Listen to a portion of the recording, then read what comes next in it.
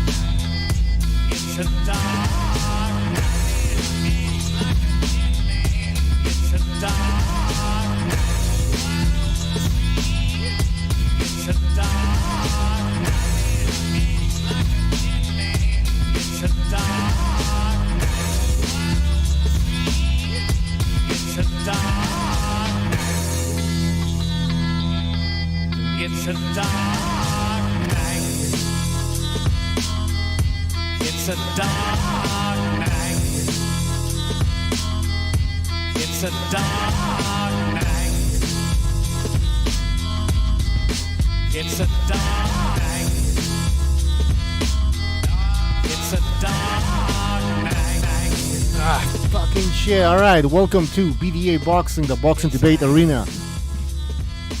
Anything goes today because it's Open Lines Friday, people. Open Lines Friday. So anybody can join. Hit the link. It's in the chat. It's in the description. Actually, is it in the description? That's a good question. Now it is. Alright. Anything goes. We can talk about anything and everything related to boxing. I heard that Kambosos will be fighting Haney because Kambosos has activated the rematch clause. Fury says he might come back or he's gonna come up, but he has a surprise that doesn't involve Anthony Joshua or Usyk. So what the fuck does that mean? We can discuss that as well. Let me just join the fucking panel over here. Guys, can you hear me? Yo. Yeah, we can hear you. All right. I can hear you. We're live. You're good, Pucho. Is my audio coming in good, Woodrow? Yeah, you sound okay, man. Finally, bro. Yeah. All right. Let's get this What's party the topic? started. What's the topic? Let's I get don't know, wild man. today. Let's get wild, man. Let's get fucking Yes, wild. sir. It's Friday. Let's go. Fuck, I don't know, man. Like, I was thinking about Wilder. I was like, well, is this guy gonna fight again? And then I typed in on Google Deontay Wilder, see what the news were. And a few weeks ago, he said that he wasn't retiring. But, as you guys know, there hasn't been any announcements, any plans. So I was just wondering what's going on with this guy. Yeah. I thought it was in South America getting high. So first, like couple months ago, right? Wilder had an interview with his wife, and he said he's gonna have to do some chocolate stuff to see, what's next for him. And then he got with his opening of the what's in his statue, then he said he's gonna start. He's not gonna finish yet. He's still gonna box. He's still gonna have a comeback. Mm-hmm. I would like to see him versus the winner of Ruiz and Ortiz.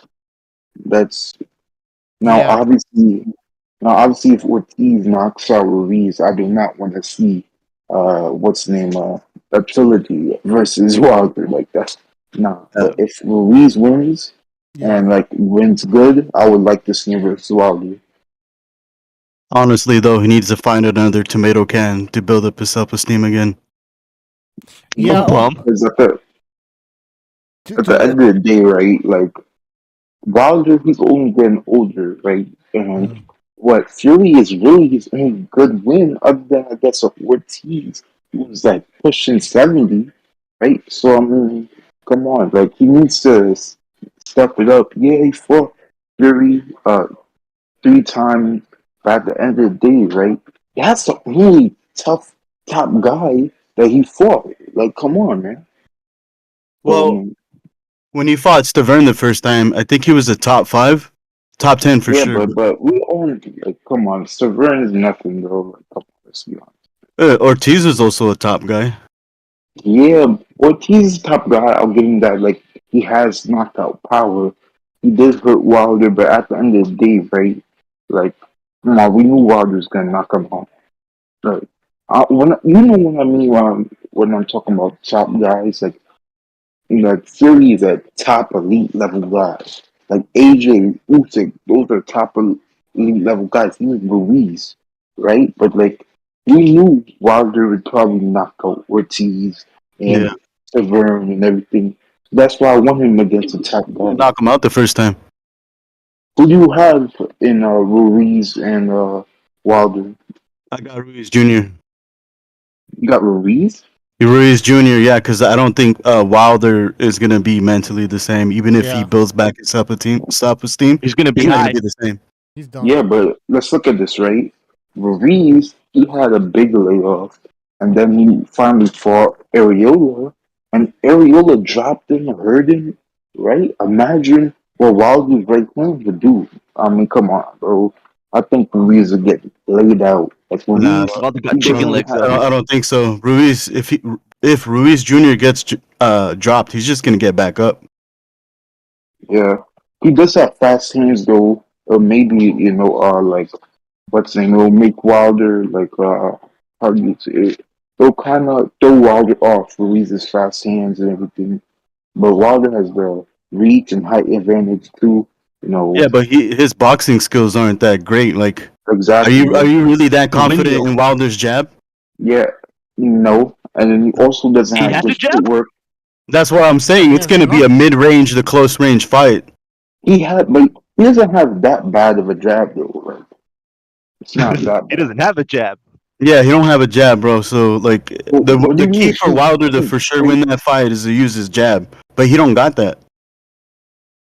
Doesn't he use a jab and come at the right? What do you mean? I mean, what was that? What was that jab when he fought Spilka? Fuck Wilder, man. Listen, I don't want to see this guy. By the way, he only needs to knock out a bomb, and all his fans are gonna go crazy again. That he's gonna knock out Fury in a 4th fight or some shit like that, man. I just want to see what's gonna happen with the guy, though. Like, yeah, but he's supposed to be this great champ, but he gets destroyed twice, and that's it. Like, it seems like. Let's be serious. So Wilder is an entertaining fighter. You know. No. I used to say it's only entertaining when he loses. I mean, he's entertaining to an extent, but like his sloppy style is just only when he loses. No, I used to say he was exciting, but that was years ago. And then I started realizing he's not fighting anybody, and he's getting outboxed, and the fight's boring until the knockout. So what's exciting about that? Let's for example, what was exciting about him fighting Ortiz the second time? Nothing was happening. He was losing the fight, and then he lands a right hand, and it's over. So you have the highlight reel, but you have a boring ass fight. For how long did that shit last? 8 rounds, something like that. 6 rounds. I mean, it was boring. Spilka was boring. Gerald Washington. It was only the knockouts that you could, look at them afterwards. But I guess the whole fight was overall boring. That was just my opinion. Let me just quickly get to some super chats, then we can continue this. Mike T, thank you for your contribution. He says garbage. Wilder looks like Abe from the video game Oddworld. Windmill punches is all he has. I don't know that game. I had to Google it, but Vice Vegas, thank you for your contribution. He didn't leave a comment. All right. Thank you for your contribution. Yeah. Anything else about Wilder, or are we moving on here? I mean, yeah, you're biased. There's still money to be made for Wilder. I mean, he's going to get knocked out probably. Wilder. Well, what's happened to Wilder? Is his twerking career never worked out? He's come back to boxing? He's back from South America, getting high. He said he was going to come back, but I haven't heard anything. That was like 2 weeks ago, but no news, no nothing. Yeah, he's coming back, man. He's just taking his time. He's obviously found out that Fury might be unretiring, so he's obviously gone back in his show now. You know what? I respect fighters that lose and then immediately come back, and they want to show the world that, what are you talking about? This guy's fucking, I don't know what the hell he's doing, man. Mentally, I don't He think got he's there. suspended. What are you talking about? He got suspended for what? When a fighter get hurt, the sanctioning body will suspend that fighter for recovery time. How long you was remember that? that after the fight? Yeah, okay, but he can still like. First of all, I don't know how long that lasts. Second of all, he can schedule a fight. It was a 9-month suspension, and on top of that, the comeback fight has to make sense. Yeah, he's got to fight another tomato can. 9 months for what? Like what? Was that so crazy though? That stoppage? Because he was so big? He was brutally knocked out, and he broke 3 knuckles during the fight. It's probably best than he doesn't. He got suspended. Damn, he got destroyed. And he was still considered the number 1 contender. He was still the number 1 contender. Hey, did we lose Rare Breed? Oh, he's still there. Rare Breed, don't leave, man. We gotta talk about reward. And on top of that, Deontay Wilder is an exciting fighter. He's not exciting, man. He doesn't win. He's not exciting. Everyone's on the edge of their seat. Everyone's on the edge of their seat. Every round. Man, I remember the fucking Ortiz fight was so boring. My girlfriend was having a smoke outside. She missed a knockout. It was so boring, and everyone was waiting for the knockout. Nah, not me. You weren't waiting for the knockout. Not really. I thought he was gonna get outboxed that second fight. I was like, man, I don't think he's gonna get it. Then he got the knockout. He did. He lost every round. Yeah, I thought he was gonna. Well, I thought he was gonna.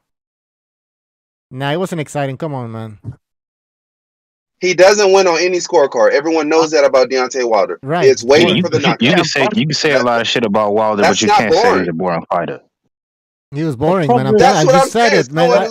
I don't understand how the Ortiz fight was exciting. He was getting outboxed. It was slow paced. Nothing was happening. Well, who do you consider an exciting fighter, Bucho?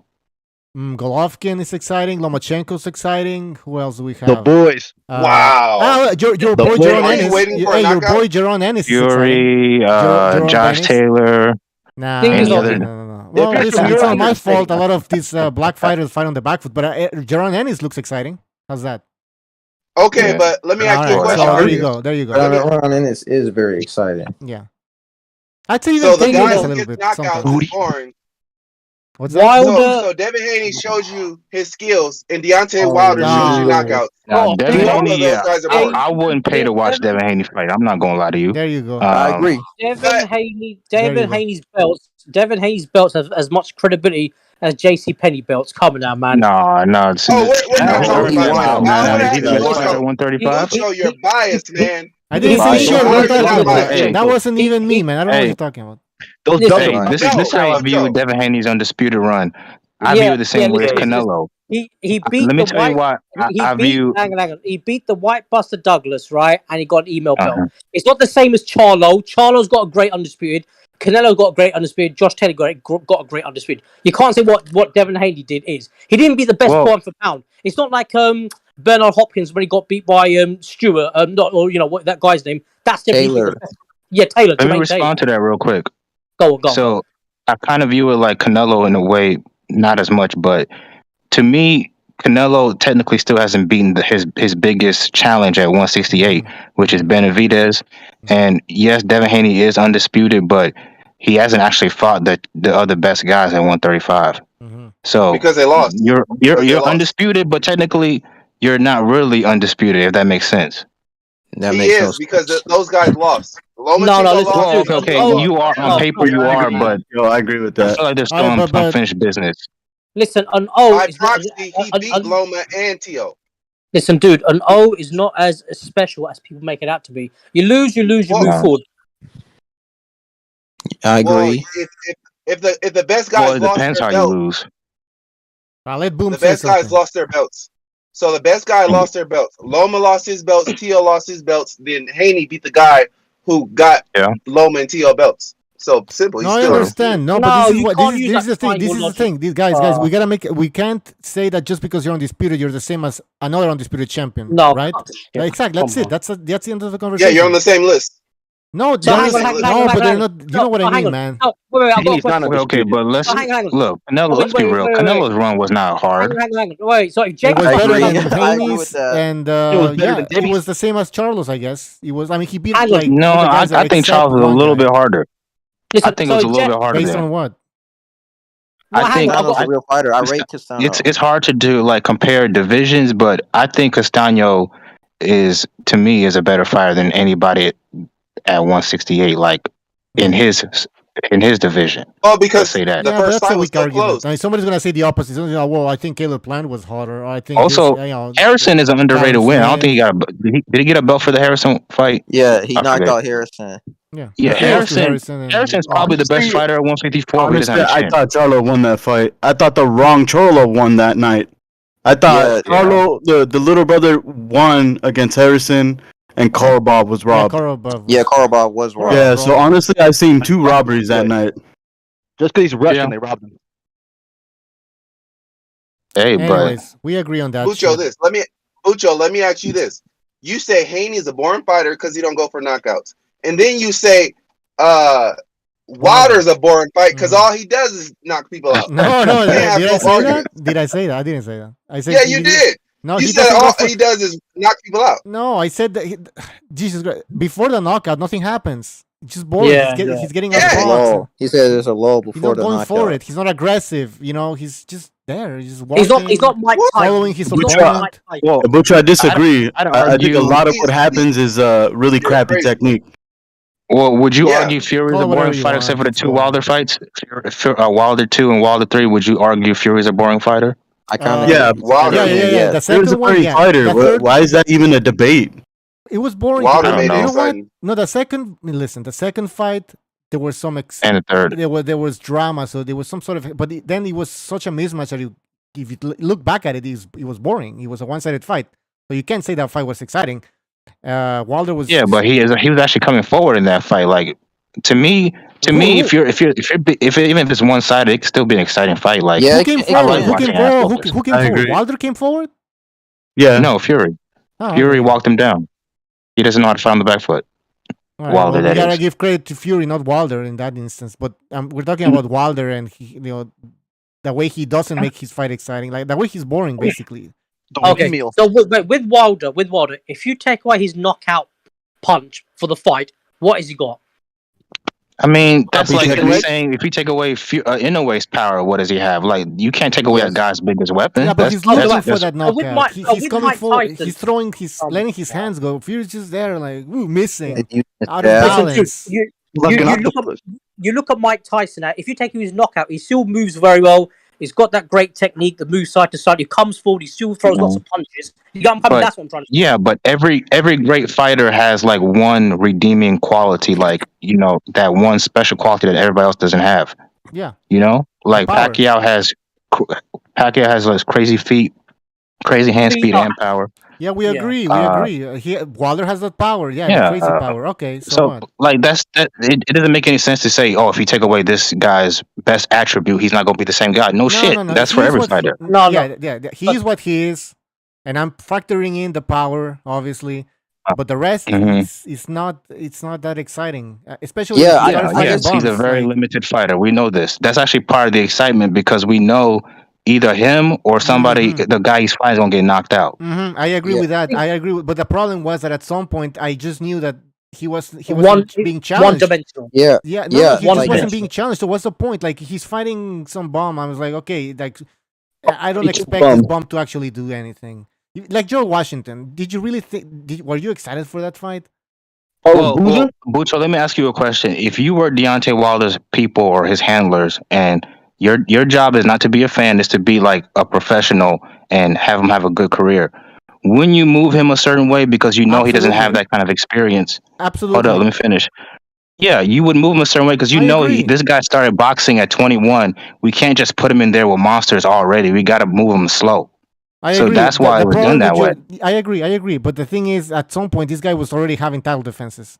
Now, are you still gonna be Oh moving yeah, up well a guy? that's Well, also come because on. the heavyweight division is trash. No, it's because I That's mean true. they had Andy Ruiz. They never. It is. I mean, come on. You're telling me there wasn't any way of getting other boxers to the PBC, man? Like that's just. I think Andy so you Ruiz agree was with me that he was What fighting happened bums. there? So you agree that he was fighting? Yes, and boring but I told bums? you why he was fighting bums. He had to.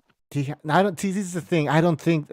I could make an argument that he was It's just like doing it. He was Lomachenko. just protecting Lomachenko was the guy. moved fast because he had a great amateur career. There was no reason for him to be moved slow.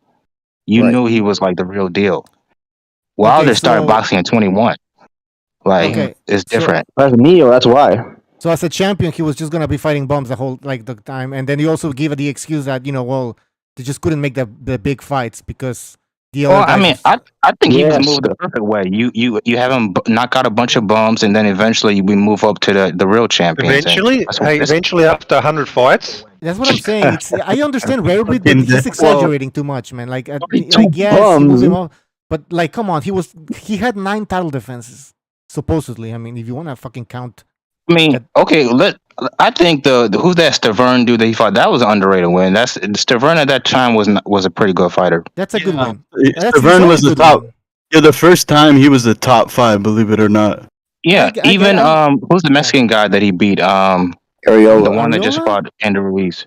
Ariola. Yeah, that's a decent win too. No, it's not. It would be. I guess it would be.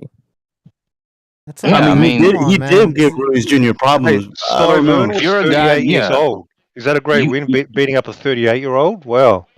Oh, you're talking about Stavern. Stavern was 38.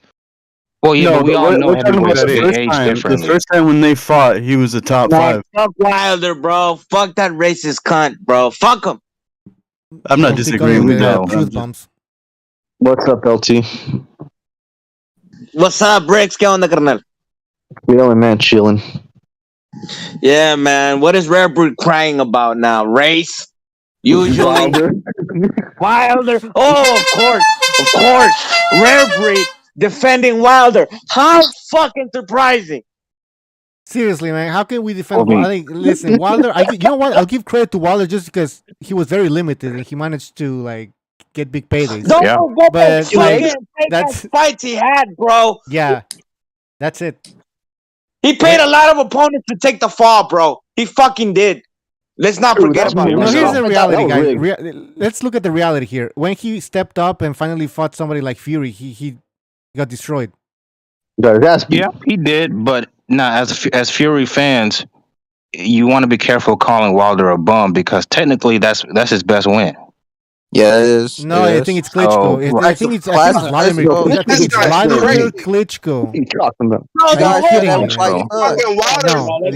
Fury's the greatest. It's his second best win. Vladimir Klitschko. Unless he fights Usyk or Joshua. Okay, if you take Fury out, who was Wilder's best win? An old Grandpa Ortiz. But okay, take that out. Yeah, but we're not comparing Wilder to Fury. Fury. We're talking about Fury. Wilder's not on that level. We all know this. I'm not saying that. I'm just talking about the quality of opponents you fought. Just chill out. So before Ortiz, who was then Wilder's best opponent before Ortiz then? Before Ortiz, it was Stavern. Probably Ariola. But Stavern beat Ariola. Stavern beat the shit out of Ariola. But what I'm saying is, that's what I'm saying, that if Wilder had a quality of opponents, let's say before in the 90s, do you think he would have done anything in the 90s? For example, okay, if you take out Wilder and Klitschko, what's Fury's best win? Dillian White? Yeah, Fury's got a pretty weak resume as well. I don't think a lot of people. Yeah, everybody in the heavyweight division. I mean, other than Joshua, I think Joshua has a decent resume. But nobody really has some pristine resume. It doesn't change the fact Wilder's a bum.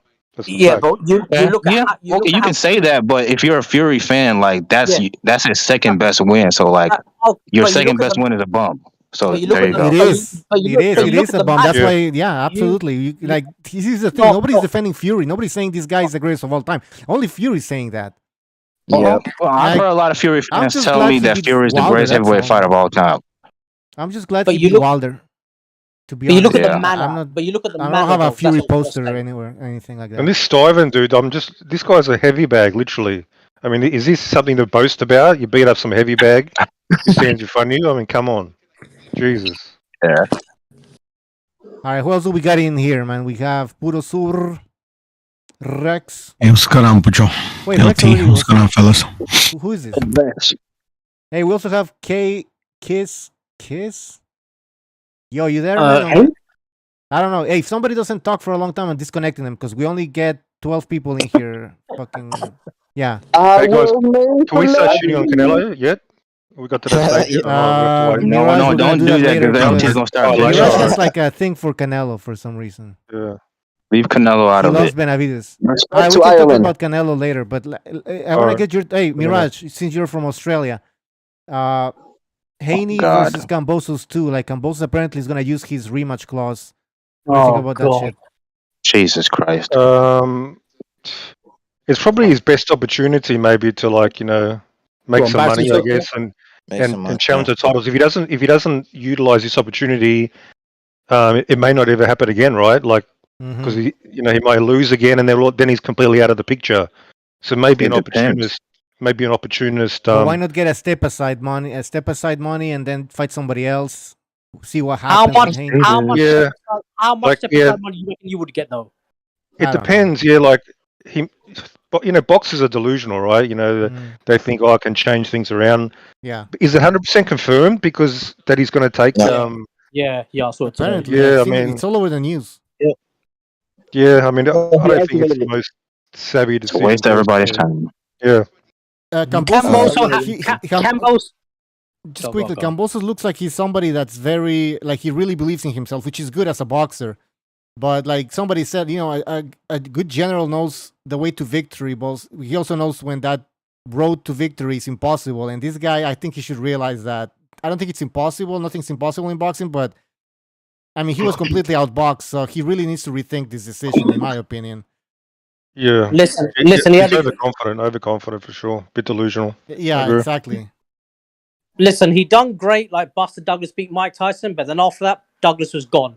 And I think Kambosos, once he gets beat by Haney second time, that'll probably be it as well. Nah, I think he can still fight. Oh, you can still not fight that level, people. not that top level though, not at that top level again. It depends. I don't know. I think you can if you can work your way back up. He might get shut out though, out of the top. I don't know. This is his first loss, so I mean, we don't know how low bounce back. I mean, a lot of people had it like fucking wide. I didn't have it that wide. I think I had it like around 8-4. So I think you can make some adjustments. No, I had it like 12. I had it 12. Mirage, I got a question. Do you think the Australian public are going to do the same pay-per-view numbers and fill the Marvel Stadium again? Hell no. If it's overseas, no, they won't give a fuck at all. Australians, no. They never even talked about him until he won the titles. Like, all they talk about is Tim Tszyu over here. Tim Tszyu, front page. So he because it was in Australia, it got the attention. But if he fights over America, shut the fuck up, man. You're so fucking boring, man. I'm tired of hearing your fucking voice. Well, I'm just getting started, bro. Get used to it, man. Get used to it. Get used to it, man. Shut the fuck up with your fake ass accent, man. No one is buying that shit. I second that. What the hell? Wow. She comes to Australia for holiday. You enjoy that. We'll see.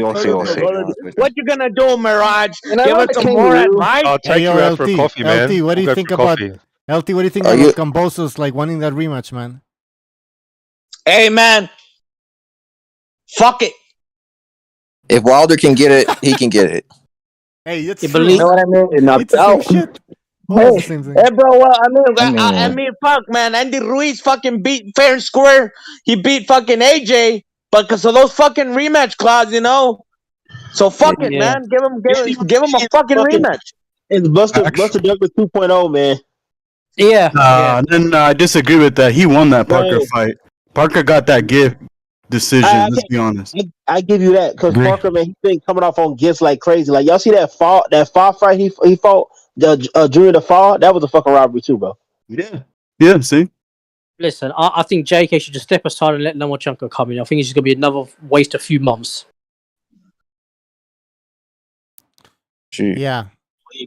And most himself, man, I really think it's a waste of time, bro. Unless he he has to go for it. Like, and I was saying this. Nah, man, look, man. You won't do shit. To be fair, bro. That fucking clinching shit is that's a fucking illegal shit, man. If the fucking clinch would have if the fucking referee would have said that the clinch is being used illegally, bro, the match would have gone totally different fucking way. He did clinch a lot. Unless Kambosos becomes a Chavez or a Golovkin, I don't see him winning the rematch. I agree. All right, back in the days, if you clinched the second time, you would get a warning. Right? Because you guys are hype, but you fucking guys overlooked how this guy was punching his fucking head. You guys didn't see that shit, right? Like how those fucking body shots didn't they didn't count it as nothing, bro. Like what? Since when body shots don't count in boxing, bro? Well, the rematch is gonna be in Australia, if that means anything. I thought Devin got dropped in the 9th too. Do you think it'll be in the same stadium though, or if it'll be a smaller? No, I think they were gonna switch it Smaller up. stadium. Smaller stadium, definitely. You guys think Devin dips a little bit too low? Because I think a lot of these slick fighters do that. Like they bend below the waist. Hey, for sure he dips. That's illegal. If you know, in boxing, usually the boxer does better the second time around. That's so. So Kambosos is gonna win. No, I'm joking. Yeah, listen, I don't want to see that Kambosos shit. is not the boxer in this situation. I'm kidding. Let me read super chat. Slugger Sam, thank you for your contribution. He says LT brings the heat like some Valentina hot sauce. That's right, man. But Valentina's not even that hot, man. Come on. Yeah, it is. The black one's hotter than all the other ones. Oh, okay, yeah. I thought the black one's, yeah. Yeah. All right, fuck Haney, fuck Kambosos. What else do we have? Tyson Fury says that he's gonna be coming back. He has a surprise that does not involve Usyk or Joshua. What the fuck does that mean? Does that mean don't care. It'll be in Ngannou. I don't care for Fury, to be honest. Unless he's fighting Usyk or the winner of Usyk Fury, Joshua, I don't really care what he does. Dude, I heard that Fury's ex is coming back for some exhibitions, bro. Like he thinking about fighting Mike Tyson or some fucking MMA fighters. Dude, wait till fucking. Fuck that. He's gonna fight the barman. Bro, I'm dead serious. Like he said, if he not really coming out of retirement, as he say, quote unquote. It probably be an exhibition, or if he does fight, like it dude's fucking insane. He said if he does fight Usyk, he wants like 150 million, some crazy shit, man. Half $1 billion, basically. I'm sure the Muslims will accommodate if that's the case. But yeah, but this Floyd Mayweather exhibition business is getting out of hand. Anybody wants to jump into it now. Yeah, Fury's not. To an extent, I think guys, two things. The game. Guys, two things. If somebody's not gonna be talking, please drop off so other people can join. Also, Super Chat TX Bulldog, thank you for your contribution. He says LT has nightmares about 85 jabs still to this day. So he's saying that LT can't sleep because of that Devin Haney win, I guess, or fucking something. LT can sleep at night after Valdez lost. He can't sleep because of the Canelo loss. Bro, look, man. Let me ask you something. Haney had no fucking pony on that race, all right? He's giving a white guy versus a black guy. I'm gonna be honest. I could care less who the fuck wins. But what I do care is that excessive fucking clinching. What I do care is the fucking body shots. They stop counting. Like since when the body shots don't count anymore? Let me ask the American. Let me ask the American fans. I mean, anybody here is American. If let's say Devin Haney beats Kambosos, which I reckon he will. If Devin Haney fought anybody in America, do you think, because the way that the certain LDBC and certain members of his community are thinking that because he's undisputed, everybody's going to rush to him and he's going to be the new Floyd Mayweather in terms of money. Do you think that people are going to flock to him for PPVs and asses on seats? Hell no. In them lame-ass LGBT dudes, they don't buy shit. Most of these dudes are broke. They streaming shit. They not paying for pay-per-views like that. I'm telling you right now, bro, just bullshit. They're just, kissing ass right now for a narrative, but they ain't paying for shit. They not spending money like that. Yeah, that's right. Good point. Hey, guys. I don't speak for other people's pockets. I don't know. Shout out to Pornhub. Quickly, guys. Just let me read this quickly. Slugger Sam says LT is a PBC community. That's not my business. Slugger Sam says LT is a PBC's community. LDBC's nightmare. I think he's saying LT is LDBC's nightmare. Paper Tiger, thank you for your contribution. He says that's the problem with rematch clauses. If they happened faster, I think we as boxing fans wouldn't mind as much. Yeah, if it's gonna happen, it better happen like right away. I don't want to wait fucking. Shout out to Slugger Sam, bro. Johnny. That's the deal with the fake New York accent, ain't it? Johnny Blaze. Yeah. But I really think a rematch clause shouldn't even happen until like the fight has to be close. Like if it's not even close, it's a waste of fucking time. Yeah, but how do you know it's close or close?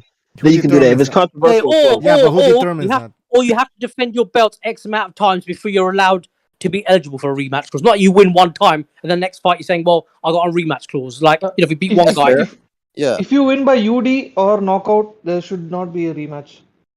Is anybody gonna show up to that fight? I wonder. His Greek fans might, but not. I don't know how they would, bro. They were so fucking bored. Like I saw the audience like waste of Bro, there's time. always hope, man. I'm not talking for the Australians here, bro, but let me tell you, bro.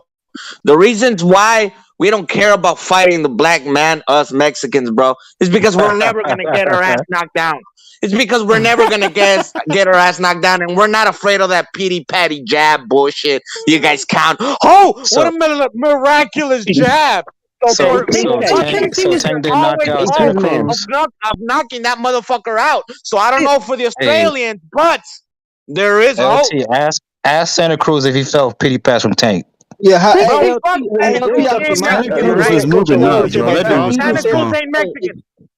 it's easy to Santa Cruz is not Mexican. The 300, come on, bro. Santa Cruz not Mexican, he's Guatemalan. You might say pity pat, but this motherfucker show no rush in like it doesn't hurt, you know. I'll be honest, Santa Cruz is Guatemalan, bro. Santa Cruz, he's now Guatemalan because he got a fucking ass whooped.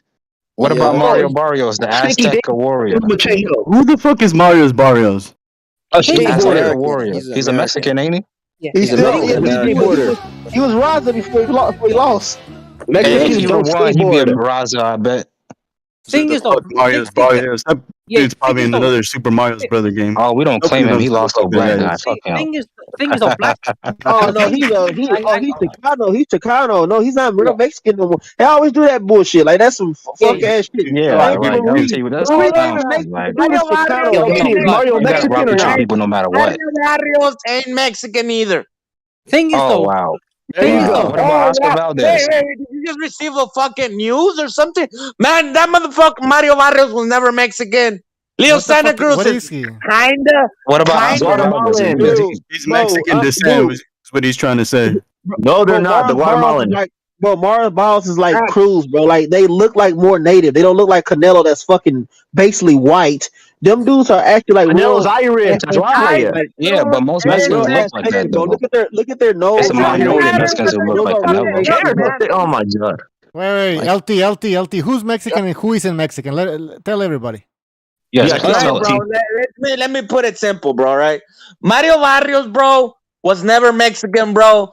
That motherfucker listens to rock and shit. He might as well be white from the suburbs or something. Wow. He came in with AC/DC, a chain in his. Bro, that motherfucker was skating, bro. Skating and shit. Bro, to me, that music's better than that fucking cha-cha music they play, man. Fuck that. You know how he pronounced his last name? Yo, you know how he pronounced his last name? Yeah, fuck that music, man. And I'm Latino. Fuck that. Man, people talking. Hold on, Mario pronounced his last name like this.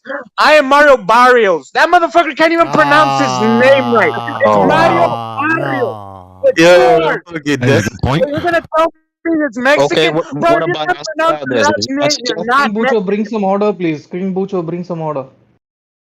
Miguel Burchell, is he a Mexican? They say he's actually. Look at him. Well, he's not Mexican anymore. He's Mayan. Mayan. I just want to know who's a real Mexican. Like Virgil Ortiz? Long story, bro. Mexican is a nationality, not a race. They want to confuse it though. Not an American. Yeah, okay, but I'm just asking you who's a real Mexican. It doesn't matter who knocks him out. African. Okay, that's cool, but I want you to tell me who's a real Mexican name. Fuck Wakanda. Exactly. Okay, good for you. Did you consider Oscar? Shout out to Ukraine. Did you consider Oscar De La Hoya when you fought and had the Mexican flag with him? Yes. Bro, as soon as Leo Santa Cruz sold his soul for Tank Davis, he stopped being Mexican to most of the fucking barrio dudes, bro. Let's be real. Wow. He actually put up a good fight, too. But now you just gonna throw him to the trash. The thing is that, before the fight, that dude was like Mexican, bro, like straight, like Raza, all this shit. We going to him. Because he lost to Black America, he ain't shit. He gonna be exposed. Who the fuck was Leo Santa Cruz? Who the fuck was Leo Santa Cruz? He was a 126 moving up. Canelo so when he lost to Mayweather. A multi-division weight champion. That's who Leo Santa Cruz was. Yeah, and he had no business at 130 when he got his ass beat by Tank. Well, think about this. Why the fuck did he come up to? I hate to He came up to the weight class. He made weight, got his fucking ass whooped. Then once guys just say, "Oh, these black dudes are weight bullies," bro, you can't get fucking mad they make weight and they genetics No, actually do it. it's his fault, but it's not a good win. Hey, LT. And a black fighter builds better muscle. Don't bitch about, oh, he's big. He's weight Billy. He should be in this weight class. Well, motherfucker, David Benavidez.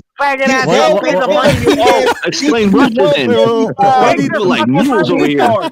Stop fucking bitching when you lose because come from every class, every nationality, race, or he made weight, asshole. He made weight. Don't ever let them tell you boxing is not about race. Stop bitching over genetics and be a fucking man. Don't bitch over genetics. Be a man. Be a man. Be a man. Pay your bets, bitch. What bet? What bet do I owe you, fucking retarded? You illogical retard. Unlogical retard. Fuck you. Fuck you. Tell me a bet, LT. You fucking weirdo. Tell me the bet that I lost, you fucking retard. Quit getting upset over fucking genetics. Stop fucking kissing ass, bro, and quit telling. Genetics. We're talking about genetics. You're not Mexican. Canela's not fucking Mexican, bro. That dude is fucking Mexican. He's Irish. He's only Mexican because he's fucking winning. If he fucking lose again, oh, he's not full Mexican anyway. He's Alright, guys. Let me just let's take a little break. Let me talk. You got an excuse tonight, Roy? You got an excuse tonight, Roy? Alright, let me talk. Let me just quickly let's take a little break. Take a deep breath. Alright, Slugger Sam, thank you for your contribution. He says, "Who just called me that dude with the fake New York accent? I'm really from New York, fam. That's actually facts." So Slugger Sam, Rare Breed is calling you. He's calling you out basically. Hey man, come on the panel and get the smoke. Come on the panel, Slugger. By the way, if, somebody should drop out, man. I think Jimbo and maybe L Dog want to jump in. So if anybody feels like Jimbo's ass. Jimbo can jump on when he gets some pussy. All right, Jimbo. One spot. So in other words, never. I don't know. That other guy tried to convince me that Bridges wasn't the number 2 guy. Fuck that dude. Who said that? All right, exactly. Who said that? Make it simple, Mirage. Exactly. Who said that? Out of here, all right, Mirage. You fucking break nothing to the table, Mirage. Get your fucking lame, boring ass out of here, Mirage. By the way, TX Bulldog says LT got cooked. Put your tampon on. Get the LDGBC out of here too. We're ugly. All of them. Cooked? Who? Get the LGBT out of here. They're ugly. Bums, all of them. Apparently. What? LT having a mental breakdown, man. I fuck with LT, man, but when it comes to this type of shit, when it comes to like different nationalities and races, LT does get over emotional, bro. I speak straight logic, bro. I'm not here because I'm fucking LDBC or pro-black clown. I'm speaking on real shit. This is what I'm supposed to do, bro. Retarded as fuck. Yeah, I ain't never heard me come on here and talk about LDBC and blacks, bro. I'm straight up fair. I thought Kambosos was going to TKO Haney, so don't be trying to come after me. Oh, fuck you, logical man, bro. I speak facts, bro. So let's get the respect. Let's get the LDBC perspective then. Like, boom. Get the LDBC perspective, man. Let's be real. Texas Bulldog is a black man, all right? With a white dog. He's ducking the debate. All right. Okay. Moving on. What's next on the agenda? He's not even from Texas. He's from Idaho. Slugger Sam says LDBC runs boxing. Non-LDBC fighters are weak. All right. Slugger Sam has changed the lead. Now he has defected. He's with the LDBC. All hail the mighty LDBC. LDBC. Bro, LD. I gotta do like a little quick rant. LDBC are fucking maniacs. They make shit up. They don't make sense. They just make fake news. They love Twitter beef. Oh my God, look what they did on Twitter. Look at these little fucking gossiping hoes. You know what I'm saying? That's what they do, bro. Too. I can respect I can respect some Mexicans in boxing because at least they come out and support, spend money, and talk shit in the arenas. But these fucking LDBC dudes, bro, like Twitter is they land, bro. Twitter and the online, bro. I can't respect that. And what about the white boys, Logical Man? And who's the oldest LDBC What about the guy? white boys? Who's that? They can't really talk right now because they've been getting their ass whooped through the whole line of shit, and they can't be claiming because let me talk. They can't claim Loma because Loma is not really like their type of white, bro. I'm just being dead serious, bro. Because yeah, they like they trying to like American white people really have no one to go for. They were going for Tyson Fury, but he's not even y'all, bro. He's from UK. Like, Joe Smith Jr. If they're white, we go for they got you know who white Americans love? They love Triple G. They love Triple G and Loma. I don't know why he's half Asian. They like Canelo too. Can I say something? Rare Breed. Why do you think they why do you think people liked Triple G? Because Mexicans also like Triple G. So give us your take. Well, he's white passing. Okay. No. It's not okay, there you go. No, look. No, let me tell you the truth, Bucho. Whether we like it or not, boxing is about nationalism, race, and creed. It's always going to be that way. White people are afraid to admit it because they don't want to be called racist. That's the truth. So you're saying, hold on. Okay, so you're saying that boxing is about nationality and race and whatever. I think it is about nationality and also about race, but race only to certain people. Most than anybody else. No, that's where you're wrong. You think only black people can be nationalistic or race centric, but Mexicans look at LT. Just look at LT. I agree. He just admitted that he doesn't care about when a black fighter fights a white guy. He only cares when a Mexican is fighting. Why should I care? I'm still watching the fight, but why should I care who wins or loses? He's Mexican though, bro. He's just being patriotic. No, and by the way, Rare Breed. I can still watch the fight, and I still watch every fucking fight. But unlike you, motherfucker, who only watches fights when a black dude is involved. That's you. I still watch all the fights, whether there's Mexicans or not. Josh Taylor is my favorite fighter from the UK. I like Bro, Usyk. you can't even name his past 5 fucking fights. You can't. He just fought Catterall. Okay, that's one. Ramirez, that's another Ramirez. one. The other one. He fought Ramirez before that. Pretty sure he fought Prograis. Okay. He fought Baranchik. And he fought, who else did he fight? Postall. And he cooked you on that one. He got you, LT. Right, hey, shout out to fucking Rare Breed. He is a. I want to say something. Rare Breed. Here's the thing about Golovkin. He was popular because he was exciting. And he was knocking people out. And don't bring up Wilder. Again, this guy is different than Wilder. You can't compare them just because they stopped a lot of their opponents. It's different style throughout the whole fight. Bucho, no offense. No offense, Bucho, but you're a Canadian. You don't live here, so I don't know how you have Here we go. Rare Breed, you're not white. You're not white, so you can't comment on what white people think or anything like that. So, I mean, start using your head. Let me finish now. So, hold on. So, anyways, going back to what I was saying before we got into childish arguments here. So, Golovkin was popular because he was fighting consistently 3 times a year. He was knocking people out in an exciting fashion throughout the whole fight, so he wasn't like Wilder, and that's why he started gaining some popularity.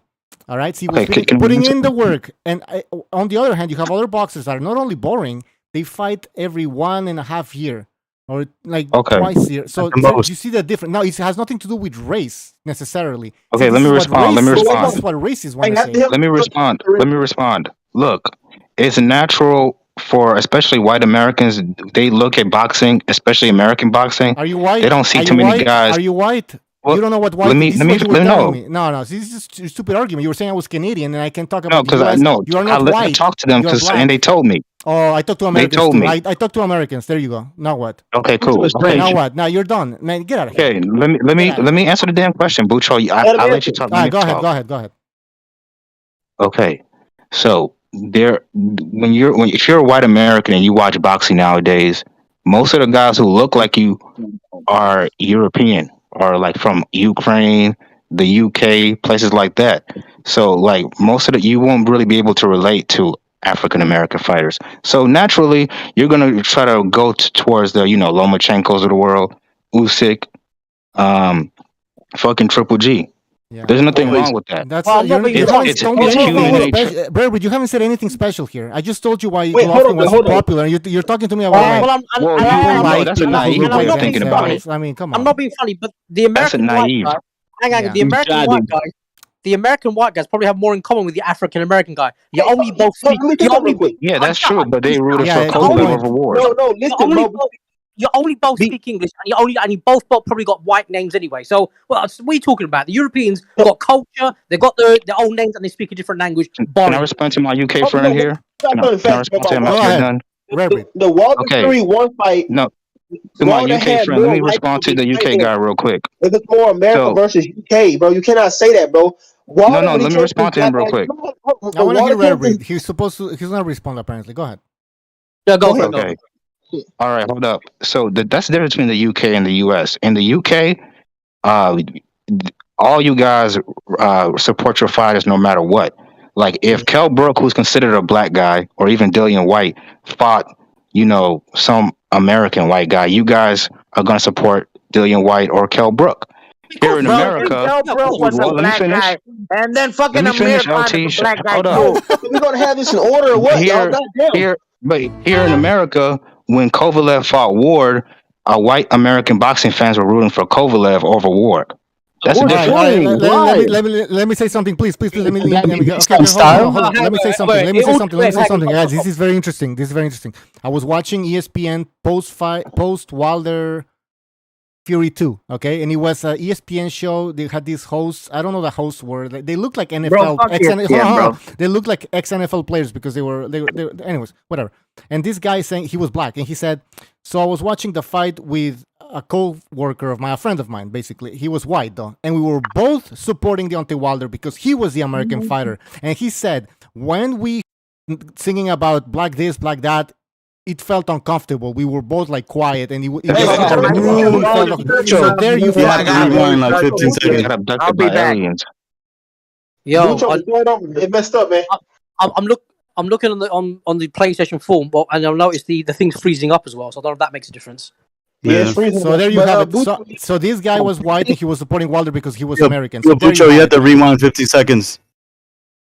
What's that? Well, bro, you were off the air for like 15 seconds. You gotta rewind. Oh shit! I fucked up my story. I'm gonna have to retell the story. Sorry, guys.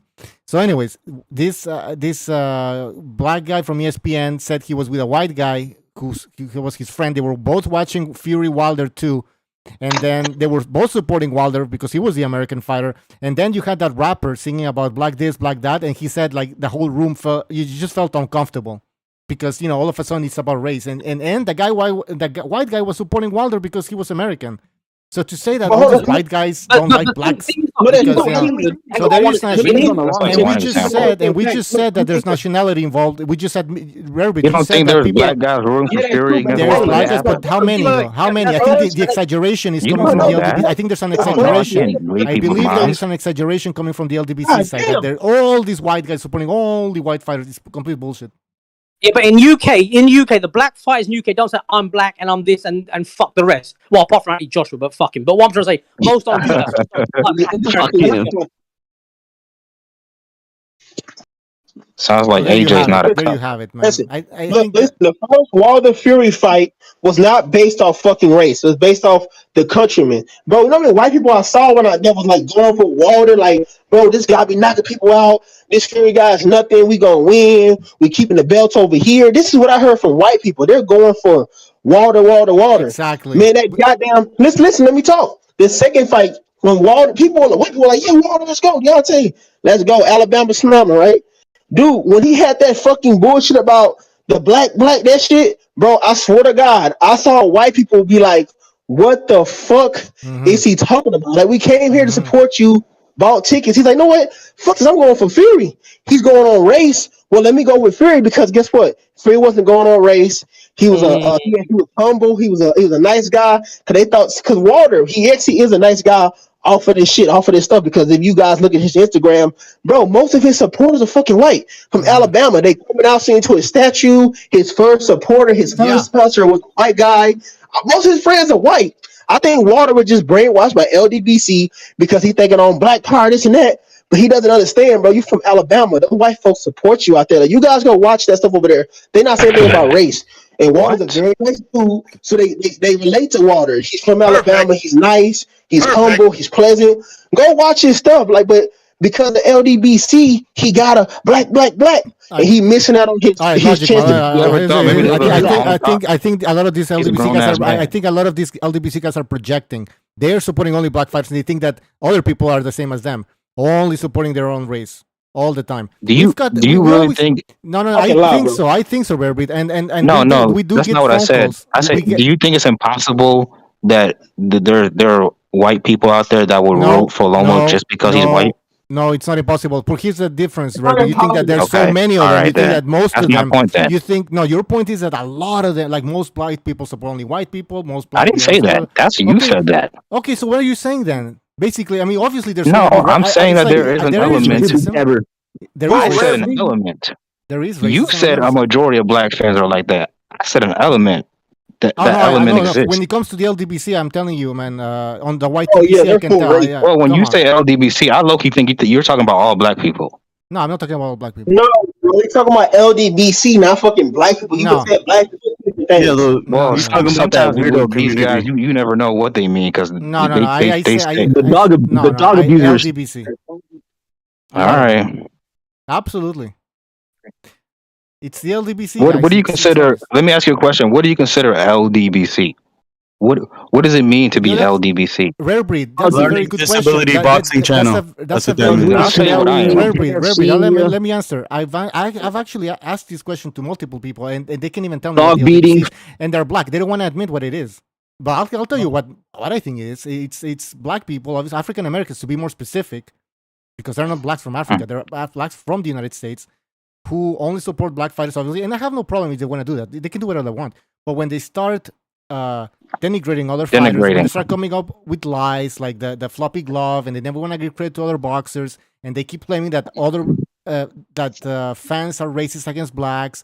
How can we be racist against blacks? Like a lot of us, when we've been watching boxing our whole fucking lives, I would have switched off the television like a long time ago if I only saw blacks boxing. Like, it doesn't make fucking sense. And a lot of these people were Mike Tyson fans, Roy Jones fans, and all of a sudden now they're you're racist. You're racist because you're not supporting this black fighter. You're not supporting Floyd. You're not supporting Floyd Mayweather. You're not supporting fucking Floyd. The best selling pay-per-view are mostly black people. When you look at the pay-per-view sales, they're the white Americans buying black people pay-per-view. So were they racist? Fuck no, they weren't racist. They were supporters, bro. They were based on America. Most white people, I'm telling you right now, if they find a black boxer that's not a fucking asshole, like a clown like Adrian Broner, they'll support him because you know why? Most American white people are like that. They humble, relaxed people. I'm just telling you the truth of what they want, peace. I mean, it's how it is. Whoever you want to see, you project yourself off of like tribalism, bro. It's just how it is. However you feel, how you are, somebody else you see it. That's why I like Virgil Ortiz. He reminds me of something like me, a relaxed person. He's cool. He's laid back. So I like him, not because it's fucking great.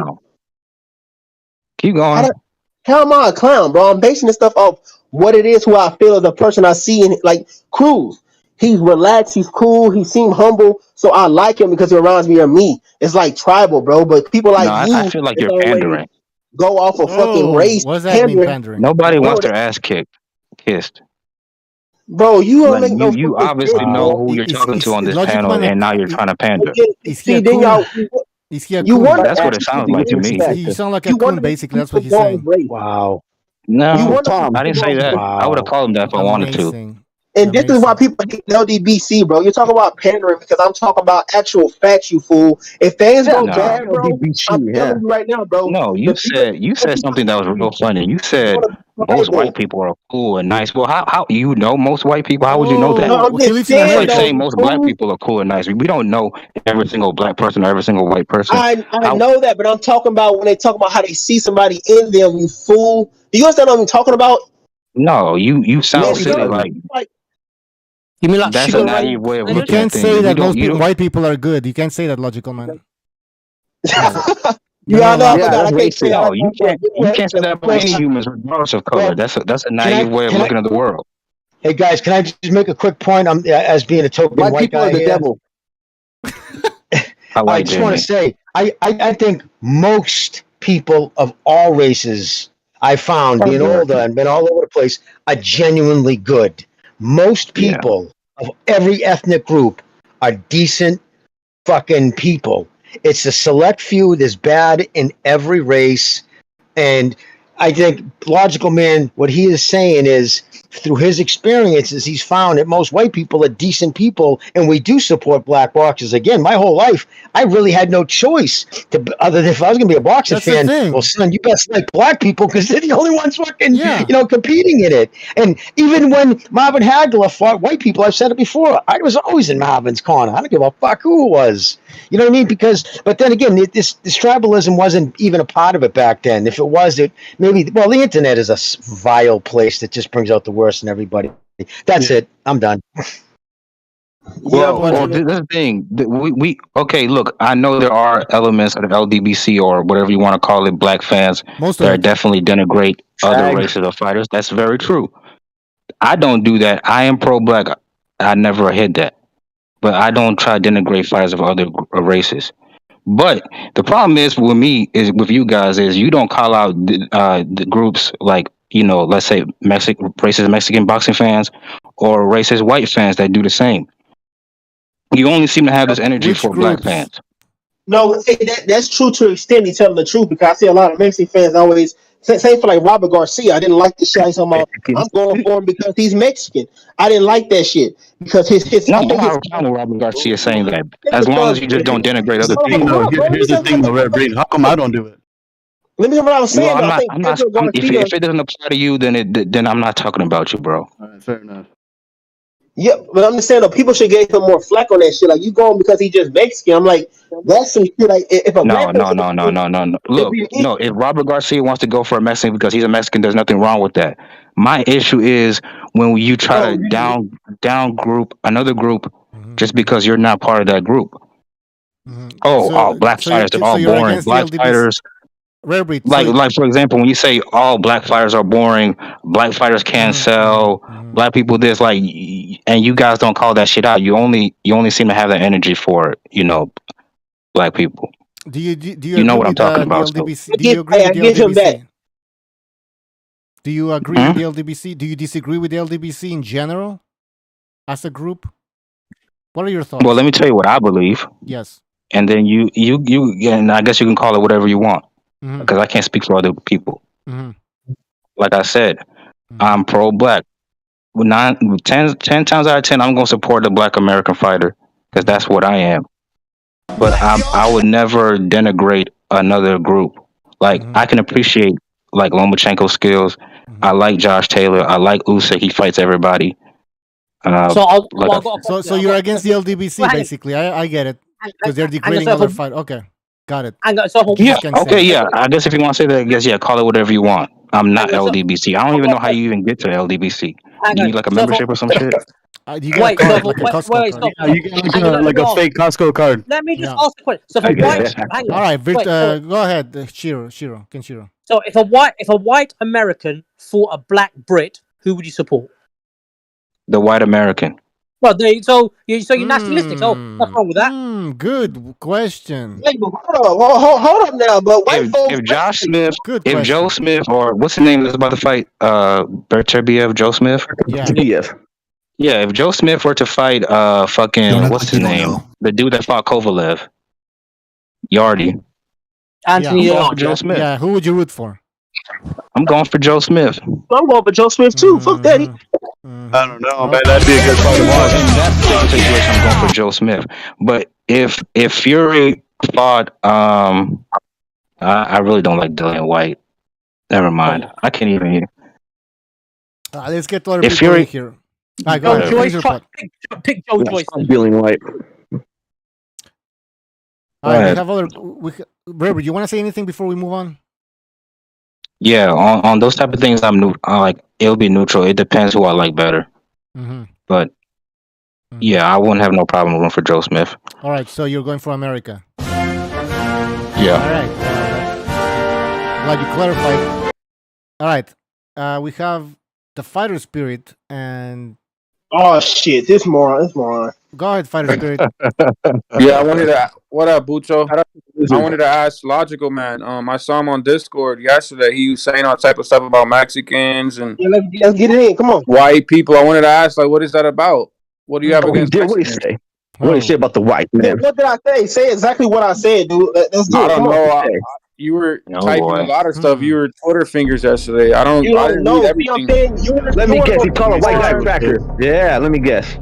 You sound like one of the pookies and be like, that guy racist. Oh, what did he say racist? Man, he say a lot of stuff racist. Okay, what did he say? Oh, he just said racist stuff. He racist. Yeah, what date was this?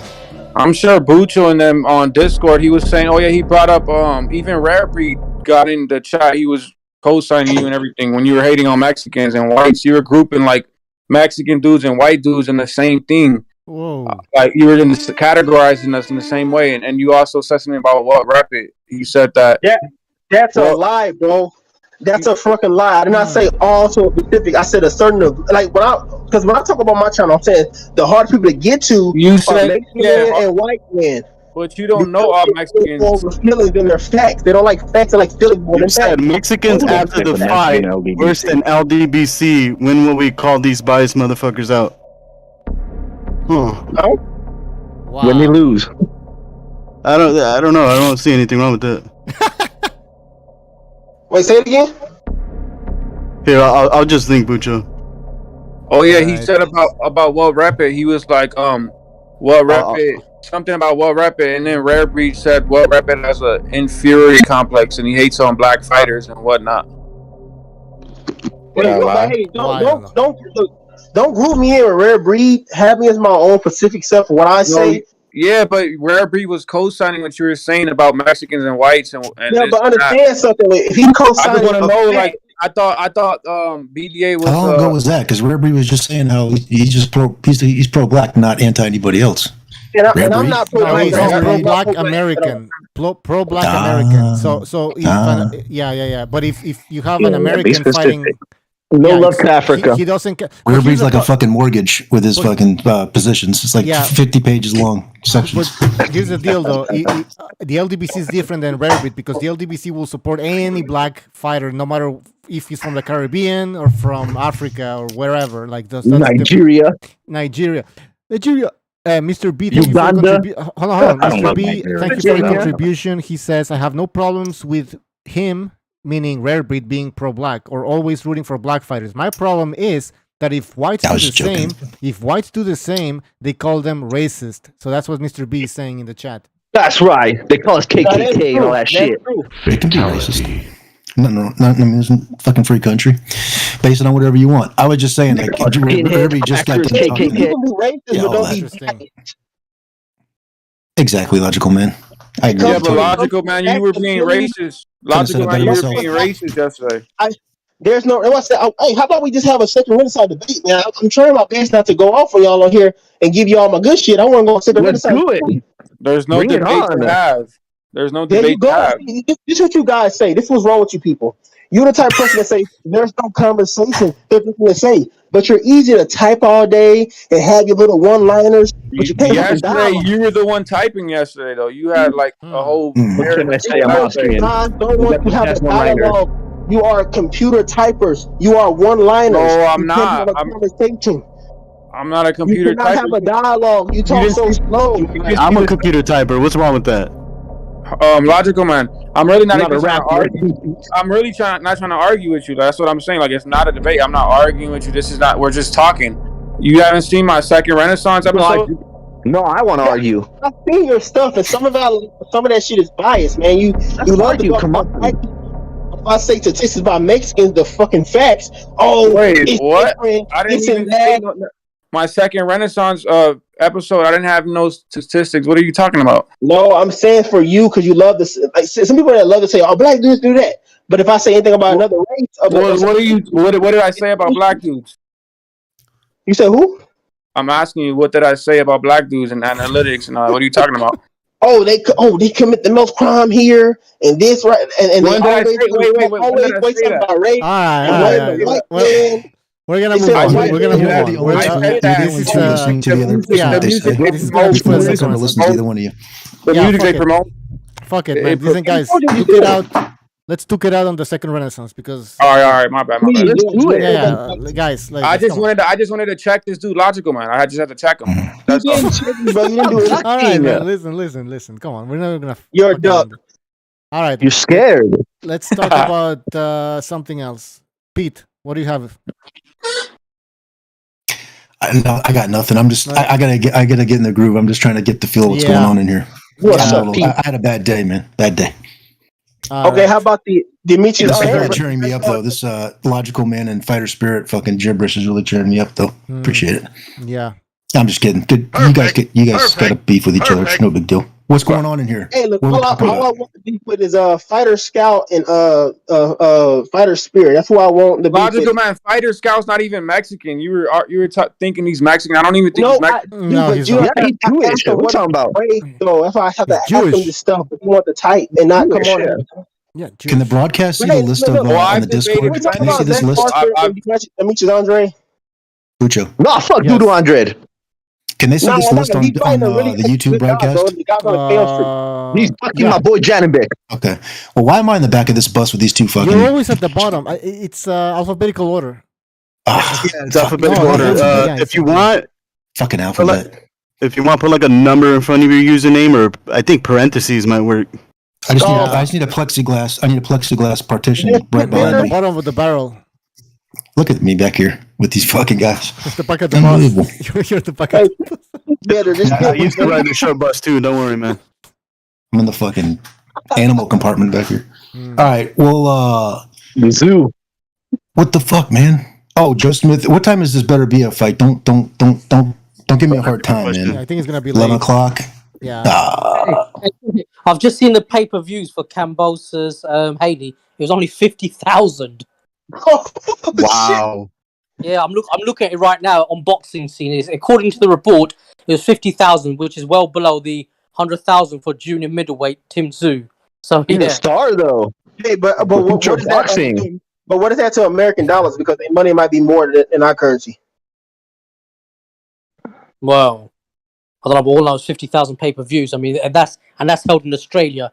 Maybe needs to shift it back to America to bring up. Well, I don't think unless Haney's not that exciting, they're not going to pay less this time around, isn't it? Way less. It was free for us. 30,000. If anybody wants to jump in, there's 2 spots. I repeat, 2 spots open. Yeah. So can I make my picks? Oh, sorry. Yeah, sure. I got Better Beef, Donald Cerrone, and then Qatar. Are the odds 9-1 against? That's what I heard.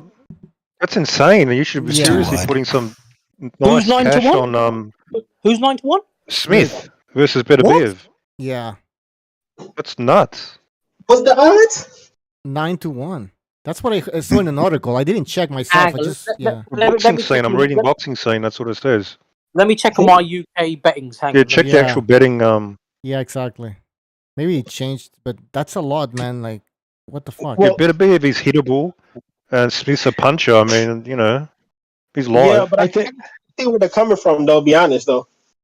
Well, let's be honest too, though. If you guys remember how Joe Smith popped onto the scene, he was a cherry pick on Ron for Fanfara. Remember, he was.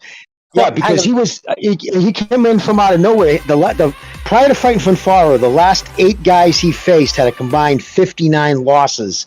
He was picked up, I believe, Lou DiBella grabbed him out of New York. Obviously, that's his stomping ground.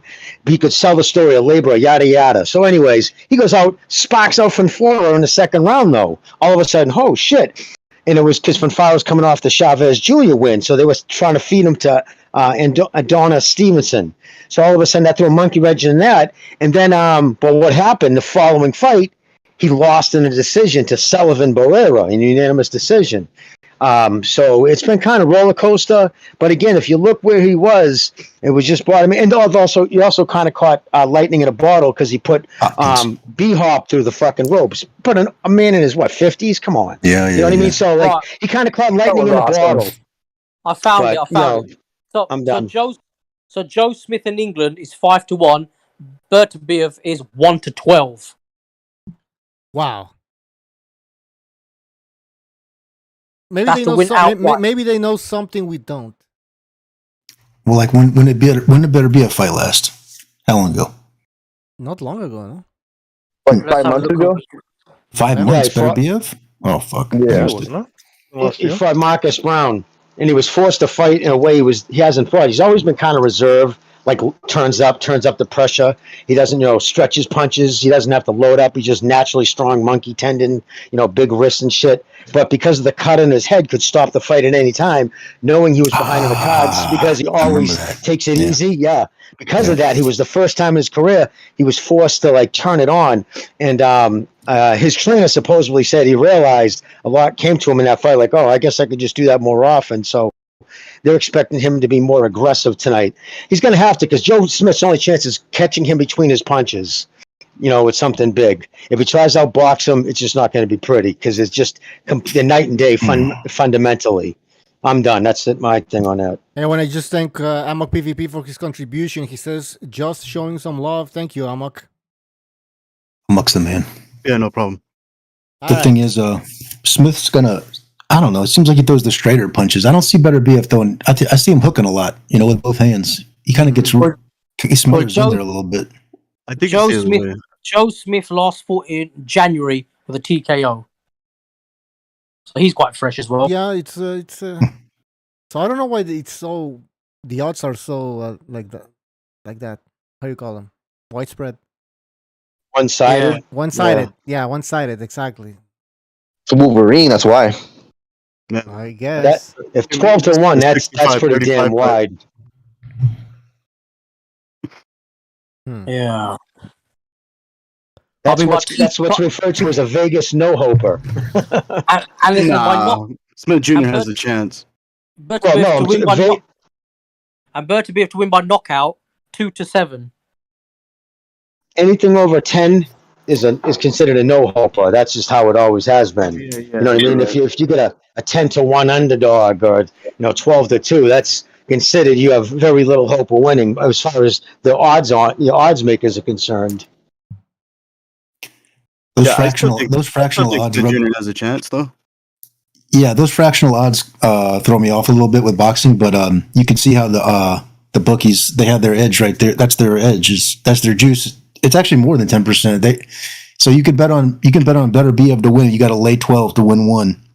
Yeah. But you can bet Joe Smith to win and lay 1 and get what was it, 6? 5-1. 5. So it's but the odds aren't even matched for one to win and the other to lose. You get it? Yeah, but not even Canelo, Calvin Smith, or Billy Joe Saunders were the odds that one-sided though. I don't remember Canelo fighting somebody and having the odds 12-1, unless it was that Turkish guy Yildirim. Well, I remember reading on the watching on YouTube on the internet when Mike Tyson fought Douglas. Douglas, I think, was like 40-1 in some places. Yeah, 40-1. It's just weird that you'd figure if Better BF was, you got to lay 12 to win 1, you'd figure that Joe Smith would pay out 12 to 1, but it's not like that because they're giving you better odds really on Joe Smith winning. It's a bigger haul to take Better BF. They should be identical, but they have an edge built in for themselves. I guess there's more ways Better BF could win. That's what they're trying to say. Well, I'm just looking at, obviously, Smith's resume of losses. He's got 3 losses, 2 by unanimous decision and 1 knockout. So, I don't know how the odds to but to be able to knock him out is quite high, obviously, which is, I don't know where they're getting that from, unless they're basing on his past opponents, which I'll take a guess. But it shows Smith has got a bit of an iron chin. He's already been knocked out once in 30 fights. Yeah, anyway, we'll see, man. Is Rarebit gone? Fuck, he's gone. I wanted to talk to Rarebit about Andre Ward. No, because there was, I don't know, I jumped in on the Discord, in the chat, and then I saw people debating, talking about Andre Ward. And I don't know who defends Andre Ward. In my opinion, that guy was boring as fuck. And now we're talking about Wilder being boring before the knockouts. I'm talking about super boring over here with Andre Ward. Like the way he clinched. That was completely fucking illegal in a lot of fights. Go watch that Kessler fight. I mean, my fucking god, even Kessler's complaining, like, what the fuck is this? The referee isn't doing jack fucking shit. But anyway. And Sakura beat him too. He got hit in the head with an elbow. That was dirty, man. The elbows, the headbutts. Disgusting. No. Here's the thing. Here's the problem. Why don't referees break them up more often when they see because they're that fucking they're full of shit, man. They think it's part of the game now. Clinching is part of the game. That's because of Bayless, bro. Honestly, and L-Dog posted the rules of boxing here, and he said number 4: holding and deliberately maintaining a clinch is illegal. It is illegal. It's not UFC, so it's boxing. Oh yeah, a referee is supposed to tell you one time, let go. If you don't make a concerted effort to let go, he can give you a warning. You saw that's how it used to be. You saw in the Munguia fight, whoever watched that, whoever stayed up for that fucking barn burner, that ref in that fight, he got onto him right away. Well, I don't know what round it was. The 4th round, they were he held them in that headlock for too long after they had locked up, and the fucking ref broke them both up and warned them both straight up. First time it happened. Yeah, that was real talk. I saw that, man. He's like, you guys need to quit the bullshit and fight. Yeah, he was fucking. I liked it, but yeah, it's tough. It's going back to Andre Ward here. Ward. And the low blows against. But first of all, Kovalev was robbed in the first fight. He was outboxing Andre Ward. I mean, that's the thing. Andre Ward was supposed to be the boxer. He's being outboxed by Kovalev. Go watch the fight. Kovalev's landing jabs. Anyways, and then, you know what about Ward makes you even madder? Makes you just really fucking go. Is it like in the second fight with the ball shots? Tony Weeks was standing right there. He was like right at the angle. He was like hunched over, like watching. He was watching Kovalev. There's no excuse. There's no fucking because he was on the ropes. He was watching it. Maybe I had to stop this. And Andre Ward hit him in the balls and then stepped back. He stepped back like he was going to get fucking warned. He stepped back like Tony Weeks was going to break the action. He looked right at Tony Weeks and Tony Weeks didn't say a word. He just kept going. Oh, yeah. Fuck him. And we're supposed to like Andre Ward. And then if I don't like Andre Ward, it's because he's black, which is not. He's half black anyway. So what are you talking about? He's half black. But anyways, blacks claimed him. All right, whatever. So as soon as I say what I just said, I'm being criticized. And, apparently I don't like him because he's black. Like, that's just fucking ridiculous. You can't tell me that the guy wasn't boring. Here's the thing, though. Reality has been twisted in the realm of fucking boxing. In the boxing community, reality doesn't fucking apply. What you see is not really happening. Like, you're insane. Like, what the fuck? It's some fucking video, man. On video. You can see everything I just fucking said. Don't believe your lying eyes.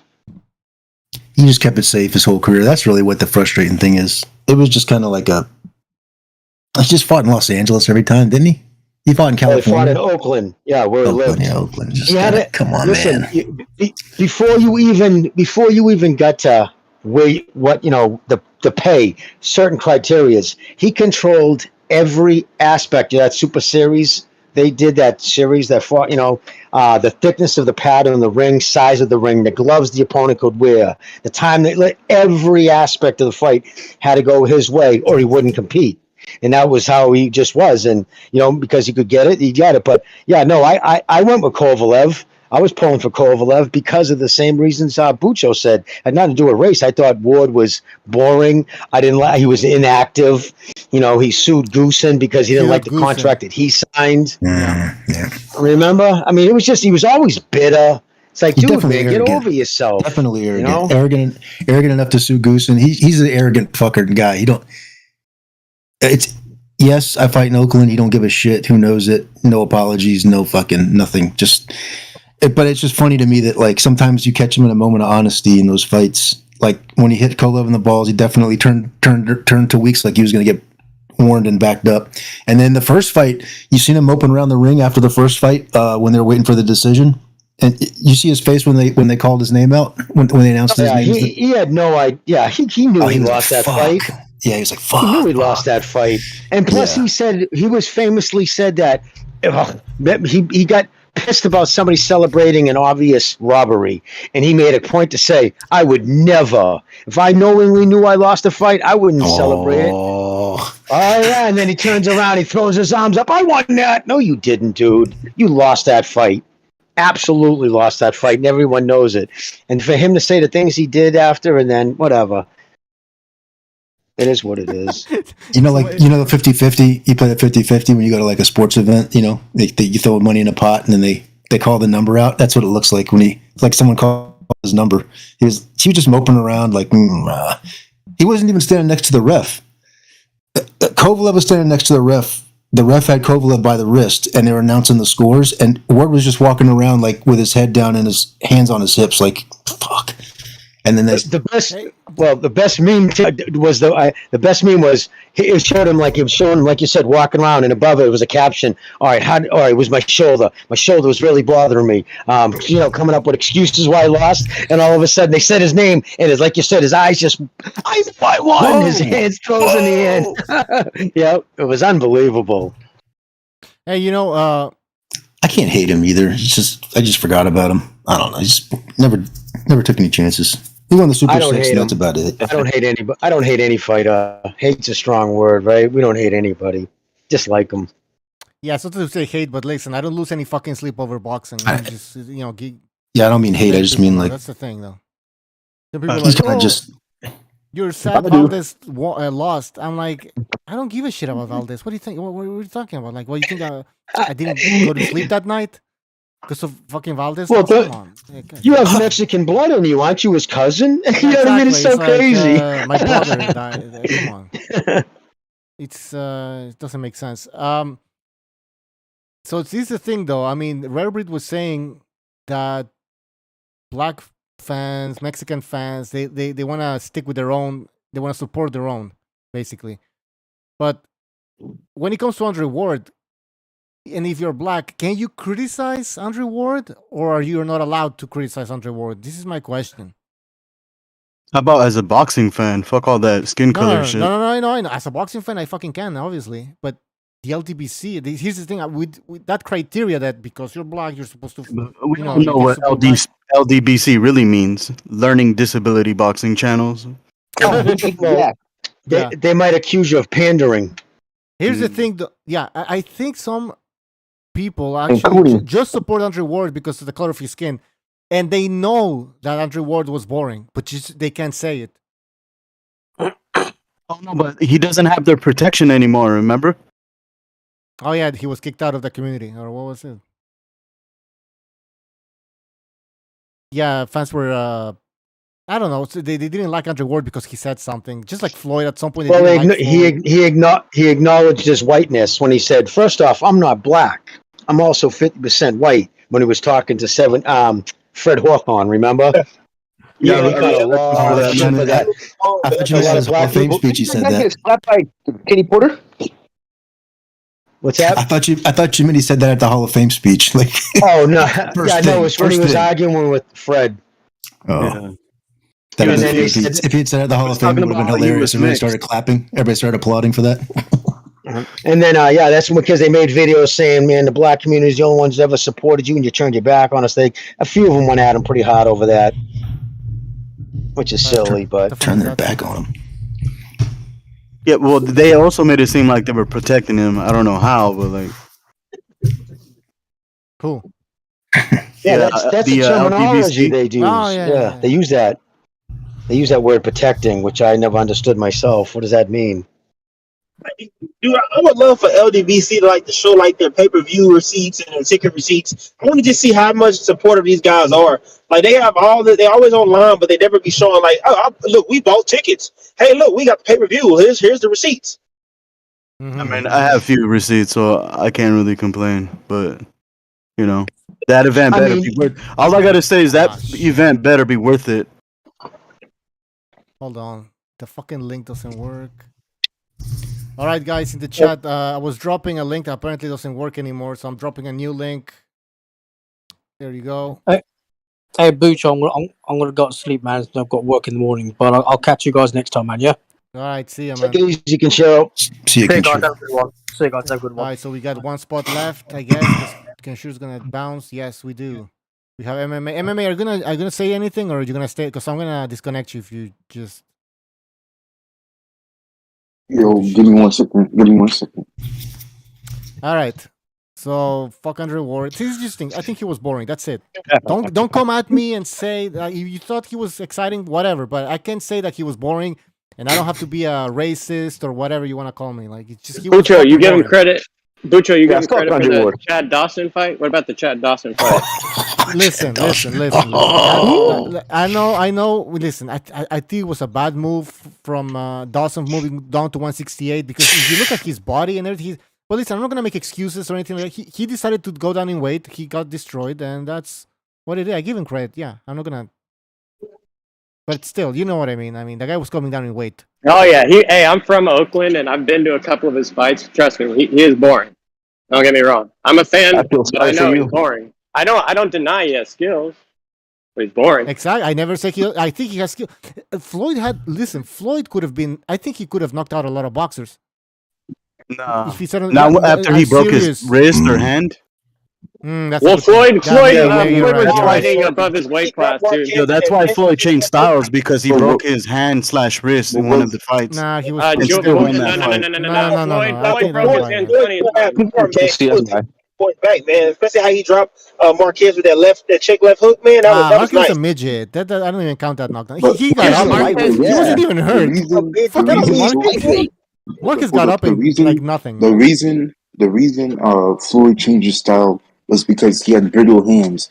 And because he broke his hand during the fight. What I just said earlier. No, please, King Bucho, right? He was injury prone, and his hands were brittle, right? And they kept getting broke, stuff like that. So that's why he eventually changed his style, because he did have a lot of power. That's what he was known for at 135, 130, right? So don't act like Floyd was a pillow-fisted runner his whole career, okay? No, I never said his whole career. I said when it mattered, when he started moving up in weight, where it's gonna be bigger challenges, he stopped fighting, basically. No, but he started fighting differently ever since that he messed up his hand. When was that? When was that? Let me just analyze. When did he mess up? Let me try to put. I'm not jumping on you. I'm just saying. I'm just curious. Wasn't it Castillo fight? The Castillo fight? No, I don't think it was the Castillo fight. Was it a 147? Was it a 147? Was it at 147? I can't remember, to be honest. Let me try to Google it real I quick. think it was under 147. But even when he changed his style, he still had legitimate pop. You've seen Berto talking about his power. Like, it was power you still had to respect. So he wasn't even pillow-fisted. He wasn't pillow-fisted even. But the thing is, though, when you move up, you don't gain power. You kind of lose some power. And also, like I said, his hands were brittle too. But he still had some pop with his punches also, right? But he chose to fight that way. He also said he fought that way because of he wanted to have longevity. And you see a lot of these fighters now are stuttering and stuff like that. They're punch drunk. But Floyd, he could articulate himself well. Well, you know what Floyd doesn't get credit for, believe it or not, people never talk about it, is his chin. The dude could take a punch. He always could. He's like his dad too, right? He could take a good shot. Yeah. He got took any shots at all, though. I mean, but when he did take them, he took them well. Did you see the only time I remember him getting dropped was by Zab Judah. Did you see the shot he took from? Did you see that dude on the other? You should probably do 397 first. You could lead it with that background noise, King Bucho. At the store. Hold up. I'm your leader. Your mic is messed up. Your mic is messed up. Okay. So, but the thing with what's his name, Floyd, right? He got caught by Mosley, and he obviously buckled him. No, he's got it. It's still Pacquiao caught him as well. He caught him with a couple of good shots. Wilder what's his name? Floyd has a good chin. That's all right, whatever. We're talking about. No, hold on. We're talking about the hand. Hold on, guys. We're talking about the hands. We ended up. I don't know what the chin now. Like somebody in the chat said. My guys are pretty much out of hours. Hold on. Who's? I'm gonna keep. Yeah, Edgar's out of hours. Armin's doing one run. And Roberto's doing one run because they're close to out of hours. Your mic is messed up, bro. Your mic is messed up. I'm leaving. All right, hold on. You singing a song? In his fucking yard. In the chat. They have to get it in his yard, dude. King Bucho. They have to get it in his yard. Who is that? Is that talking boxing? I kicked him out. I don't know. No, hell no. He's talking to somebody else about. All right. Hours and shit. He said Alejandro. Hold on, guys. Emmanuel Augustus apparently was in that fight that Floyd broke his hand or something like that. That was at 135, if I remember correctly. So Floyd has been fighting like that forever, basically. For a long time, I got a theory that since he came back out of retirement, I think it was that Marquez fight, right? That was his first fight out of retirement. Yes, sir. Yeah. After retirement, Yes. when he pulled Marquez up to have a catchweight with him, he was going to have a catchweight with Marquez. He was going to meet him in the middle. Then he blew the weight. He blew the weigh in. Yep. I got a theory that was his last time. That he was basically a weight bully the entire rest of his career. That whole not weigh. Why would you not weigh in? Why would you not scale on the day of? It's unofficial. It was supposed to be 144, right? And then he weighed in at 147. He said, "Fuck it." He just paid Marcus and weighed in. Yeah. But I'm saying, as far as his punch resistance and stuff like that, I think he was just bigger than everybody he fought. Because he never ever would step on the scale the night of the fight. That's fucking bullshit. Oh yeah, He fucking probably weighed 170 pounds in that ring. Huh? That's why. And these are the people coming up with conspiracy theories when the cameras went off for 2 seconds in the Fury versus Wilder in the dressing room in the rematch. Oh, the lights went out, like the cameras went out for 2 seconds. Something must have happened. Like, yeah, but what about Floyd? Like you said, Pete. I mean, the guy we never saw how much he weighed in the night of the fight. Is 2 seconds even enough time to do something crooked? Yeah, but against Canelo, didn't they say like Canelo weighed in like 20 pounds heavier? So they must have weighed him for that fight, surely. I don't think so. Against Canelo, they said Canelo came in at like 165 and he was so much bigger than Floyd. So they didn't even weigh him then? I would have thought they did. No. I'm talking about the day. The weigh-in was one thing. I'm talking about the day of the fight night. The day of the fight. Yeah, they were saying Canelo was 3 question marks. Listen, they might have put Canelo's weight, but they put 3 question marks for Floyd. Maybe they didn't just, bro. Maybe they just didn't disclose the weight, but maybe they did. They always check a fighter's weight the day of the fight. Maybe they just didn't disclose it. Maybe Floyd didn't want it to be disclosed, but I'm sure that's what I just said. Yeah, Floyd did not want it to be known. He would not step on the scale for the broadcast. It's a different scale. It's not the. And going back to what Pete said, all right, about Floyd and Canelo, I know Floyd fans, they like to make it out as if. Hold on, let me just find the picture. They want to make you believe that Floyd was so much smaller, and he managed to overcome this huge weight disparity. They look the same fucking. Floyd didn't. He might be taller than Canelo. Wasn't Canelo wagering in that fight? Yeah, he was 152. And before people start telling me, "No, you're making this up," I have a video on my channel. I don't even put. It's an old video I posted a long time ago. You can see during the weigh-in, Canelo was so drained he couldn't even stand up. He was sitting on a chair, waiting for his turn to get on the scale. He was so drained he was just sitting there. And Floyd notices that Canelo's all dehydrated, and Floyd starts jumping around, bouncing around from like all across the stage. What a pussy! Yeah, and I'm not making this up. If you say I'm making this up, I'm gonna fucking post a video right now, man. No, but he can be sitting down maybe because he was fucking bored. Just doesn't mean he was fucking weight drained.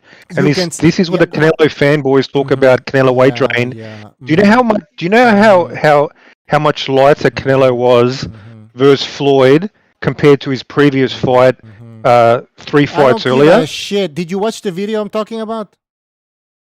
I don't need to watch the video, but you can post it. You do need to. I think. Okay, so he was weight trained. He was weight trained by 1.5 pounds. 1.5 pounds. I never seen a boxer be that bored. And it's more than 1.5 pounds. Yeah. So this myth he was weight trained. He couldn't even stand up. Now apparently he couldn't even stand up. He was bored. No, he was bored. Next year he was almost dying. They needed IVs and shit. I mean, what the hell? No, he was just drained. And Floyd's jumping around. He noticed it and starts jumping around and shit. You'll see. Yeah, I think you're sort of like looking at something and creating. I think you're in denial. No, but I'm not denying that the video shows him sitting down, Lucho. I'm saying like you're interpreting him sitting down as something like far more serious. When I think it's just innocent. Maybe he just wanted to sit down. Whatever. Maybe yes, maybe not. How's that? All right, that was the Nazis' defense for Auschwitz, by the way. That was the Nazis' defense for Auschwitz. Floyd was jacked. Let's play the video. He looked pretty big. All right, where are you going to post this? Hang on, let me have a look here. Show it. Yo, Bucho, wasn't there a rehydration clause in that fight too? Look at this. He's like, oh, look at this. So he couldn't have been 165. The whole time Canelo's sitting down. He's 50 years old and wearing a cap. Look at this. He's bored. He's bored. He looks bored to you. Hang on. Does he look weight trained in the face to me? Like I've seen weight trained fighters. He looks like he's sitting down. He can't even stand up. Look at that. Thin. Floyd's he looks like he's just chilling. Around. Come on, you gotta admit this. No, man. This is. Come on, look at it. You're very creative, Butch. I'll give you credit, but that's about it. Yeah, I think you're in denial here. I mean that. Yeah, now man, you're talking about the cheeks. And then you wanna. Hang on. How is a fighter 1.5? How is 1.5 pounds seriously weight training a fighter? Is this like some new thing? I'll explain. Can I chime in? Can I chime in on this, Let me please? explain. See, Yeah, Canelo. Okay, so Canelo after this fight, remember he started having some fights at 155. Yes. Do you remember that? Yeah. Oh yeah. Do you remember? Who am I talking to here? I don't know. Mirage, I'm talking to you. He started weighing at 155 after this because he couldn't even make 154 anymore. I'm the only one here. This fight took place at 152. Now, sure, and the fight earlier was 153.5. He weighed in. An additional I think 2 was pounds. Lara 153.5. Can I chime in, please? So what? In this fight, he had to weigh in 2 full pounds under the weight limit. Okay, so what's your point? Like that made a difference in the fight. You know what my point is. That's the point. You know what my point is. The point is, would it change him getting his ginger ears boxed off by Floyd? Would it change? Okay. So you're saying there's no difference. Then why did Floyd want the 152 then? But the I want a fucking answer here. Why did Floyd want a 152 if it doesn't make a fucking difference? Why did Floyd want a 152? Why did Floyd want 152?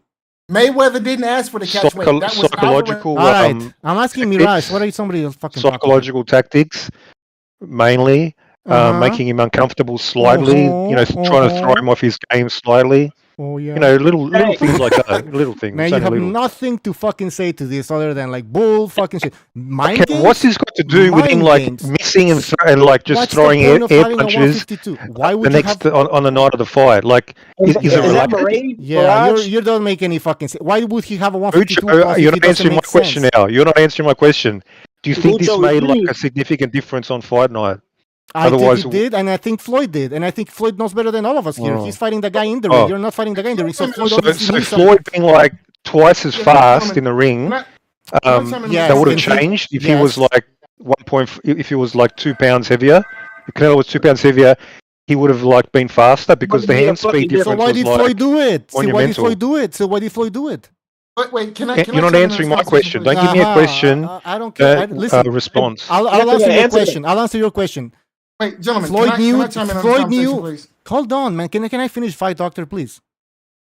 Floyd knew that it would affect Canelo in a significant manner that would have an effect during the fight. In which way? I'm not exactly. That's why Floyd did it. How did it affect him visually, like on fight night in your analysis? Did it make him slower? Did it affect his cardio? Like. Yeah, probably his cardio. Yeah, let's take his cardio. It doesn't matter. Listen, now you're blaming it on me. I'm supposed to be the expert. No. And I'm supposed to be there. What I'm saying here is my point is that Floyd was a bitch for doing this. Shout out to Calvin Harris. This is the thing. He was a bitch for doing. Now you can ask me how did it affect him all night long, whatever. I'm telling you, he was a bitch. Now, do you deny that was a bitch move? Yes or no? I mean, a bitch move. I mean, Canelo puts rehydration clauses in all the time. Is that a bitch move as well? Was it a bitch move? You're not answering my question. So you're saying it wasn't a bitch move because somebody else has done it? I don't think at 1.5. Wasn't Floyd moving up? Hang on, wasn't Floyd moving up I don't Wasn't give a Floyd shit. Okay, so Floyd moving so up, what? and he asked for a 1.5 pound concession, which is like you go to the toilet, you lose 1.5 pounds. Why did he do it then? If it doesn't affect it, so you're saying it's Mirage is saying you're saying it's you're saying it's hold on. You're saying it's significant. You're saying it's insignificant. You're saying it's insignificant. And it's useless. Yet he did it still. So why don't he take the time to do that? Nah, come on. It doesn't make any sense. He got the face. If you want to talk about the fight, let's talk about Canelo getting his ears boxed off. We can get into that. I'd love to get into you want to that. deny? You want to just brush this off, Mirage? You want to brush it off? Okay, though. Can I give you the hot take? Let me give you the hot take. I want to talk about. Let me give you the facts. I want to talk about him beating Canelo, but I want to ask, how come he never fought Laura when he was his mandatory? No, Laura's not Mexican. That's why. We're not going to fight him. That's what I'll give you the real hot take. Hey, by the way, the fight scout makes a lot of sense. And I've said this before. Floyd fought Oscar at 154. He even fought Cotto at 154 as well, I think. But Canelo, he went to 152. He said, no, you got to win at 152. Wait, hold on a second. The context here, okay? Now, listen, the catch weight was Alvarez's idea. So my question is, how are you going to blame? How are you going to blame Floyd Mayweather for something which Alvarez thought up? Listen, I've seen Floyd Mayweather say so what? Dean Alvarez. I've seen Floyd Mayweather say that. I've seen Dean Floyd Alvarez said that they would fight Floyd Mayweather at 152 pounds. No, okay, so what? Floyd said he would fight him only. Doesn't matter. 19 years old. It's still a bitch move. That was in 2010 when he was 19 years old. Right? Floyd Senior even said, look, we don't give a fuck that we fought Oscar and Cotto at 54. But we're not going to take the fight if there's no hydration clause in catchweight. He spilled the fucking beans. Fuck Floyd. He's of the past. Let Boom Boom talk. Boom Boom has something to say. Yeah, fuck Floyd. Yeah. Andre Ward said that's the worst ever seen a professional fighter look at a weigh-in. Andre Ward. He said that's the worst he's ever seen a top-level fighter look at the weigh-in. This dude was struggling to put his own socks on. Yeah. I mean, he looked weak. How did that affect him in the fight? I mean, in many ways, I guess. It doesn't really matter. The point is that Floyd knew that it would affect Canelo in a negative way. That's why he wanted it. And now whether Canelo said that he could fight Floyd at 152 or not, whatever. Floyd should have said, no, let's fight at 154. Floyd could have thought. Alvarez should have never volunteered for the catch weight. Okay? Exactly. No. Floyd should have never. Floyd should have been a man. Floyd should have been a man. Now listen, Leonard Ellaby is on record. Leonard Ellaby is on record saying that the catch weight was Alvarez's idea, and that Floyd would have fought him at 154 pounds. We get it. Yes, big noses. Let's say Floyd Senior said, "My son's not risking his health." He said, I'm not going to send my son up there at the full weight. That's dangerous. These are Floyd Senior's own words. This is his father, his trainer. He said, fuck that. I'm not sending little Floyd up there. That's way too dangerous. If Alvarez doesn't kill himself to make weight, fuck it. There's no fight. And never mind how ridiculous it is to say that Alvarez had to say. I mean, come on. He was the A side all day long. It was his choice. This is a man that could barely make 54. This man was struggling to make 54. Like, come on. Hey, he made 153.5 3 months earlier. Now he's dying to make 152. This is a story you guys are trying to tell us. Come on. Yeah, right. Why was he making 155? Mirage. Why was? Yeah, you're denying. Okay, so why was he making 155 after that? 155. Fight after fight. Why? Well, because you wanted to move up, I guess. You wanted to move up weight to 160. So he moves up 1 pound. So he moves up 1 pound instead of 3 pounds, 4 pounds. Maybe he just lost the motivation and dedication to lose to fight at 153.5 like before. Like it doesn't mean like that doesn't prove like he couldn't make it at all. Doesn't really prove that. But why is he open saying negotiations we're demanding the catch rate? We are not going down to 54. I don't give a fuck if we fought Oscar there. Because the interview was asking him, I think it was Fight Hub TV, they were asking him, but you've been there before, and his response was, we don't give a fuck. We're not going back there. There's no fight. And he actually spilled the beans about the hydration clause. He said, if Little Floyd don't get a hydration clause and a catch weight, there's no fight. Fuck it. We'll rematch Robert Guerrero. Why didn't Floyd say, you know what, fuck it, fight at 154. Just do it. I don't want any excuses. That's boxing. But You you know, were scared. playing psychological That's games. boxing. That's standard Why boxing. did Manny That Pacquiao for is Miguel Canelo Cotto boxing. signed up actually? for I'd him. never Dude do had that to a over fighter. about 30 fights, bro. Come on, man. But why It's did not the like it. bitch cry It's not about like it Manny equalized Pacquiao the fighting power Rodrigo? either. Yo, can I This is say what I don't like something about here? the fucking pussy. The pussy was crying, saying, "Why did Manny Pacquiao fight Miguel Cotto at Catchway?" I don't do that shit. You try getting on his high horse, and then 2 years later, the bitch shit the bed. Like, come on, Yo, man. can I say, The thing is, can I say Canelo something here? would Get him, Jimby. Can I say something here? Can I say something? What's Yeah. up, fellas? Salute, Yeah, BDA. the catchweight thing. Yo, what's up? The catchweight thing is one of those things that you just hate to watch because 2 pounds might not seem anything like to you guys, but when these guys are already draining themselves to make the weight, 2 pounds is a lot, and if it puts a lot of strain on your body, it will have repercussions on the next day. That being said, let's not forget that Mayweather also did the same thing to Diego Corrales, which for a long time, whenever I would talk to people and they would ask, hey, what's Mayweather's best performance and best win? It was always the Corrales fight because he just decimated a guy that was a power puncher. But then a couple of years later, I think it was 2 years ago, they had James Prince on the Joe Rogan show.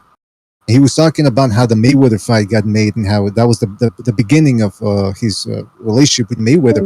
And it was Jay Prince who said, hey, we want Corrales because we got it on good information from our spies that he's having marital troubles with his spouse and that he can't make weight.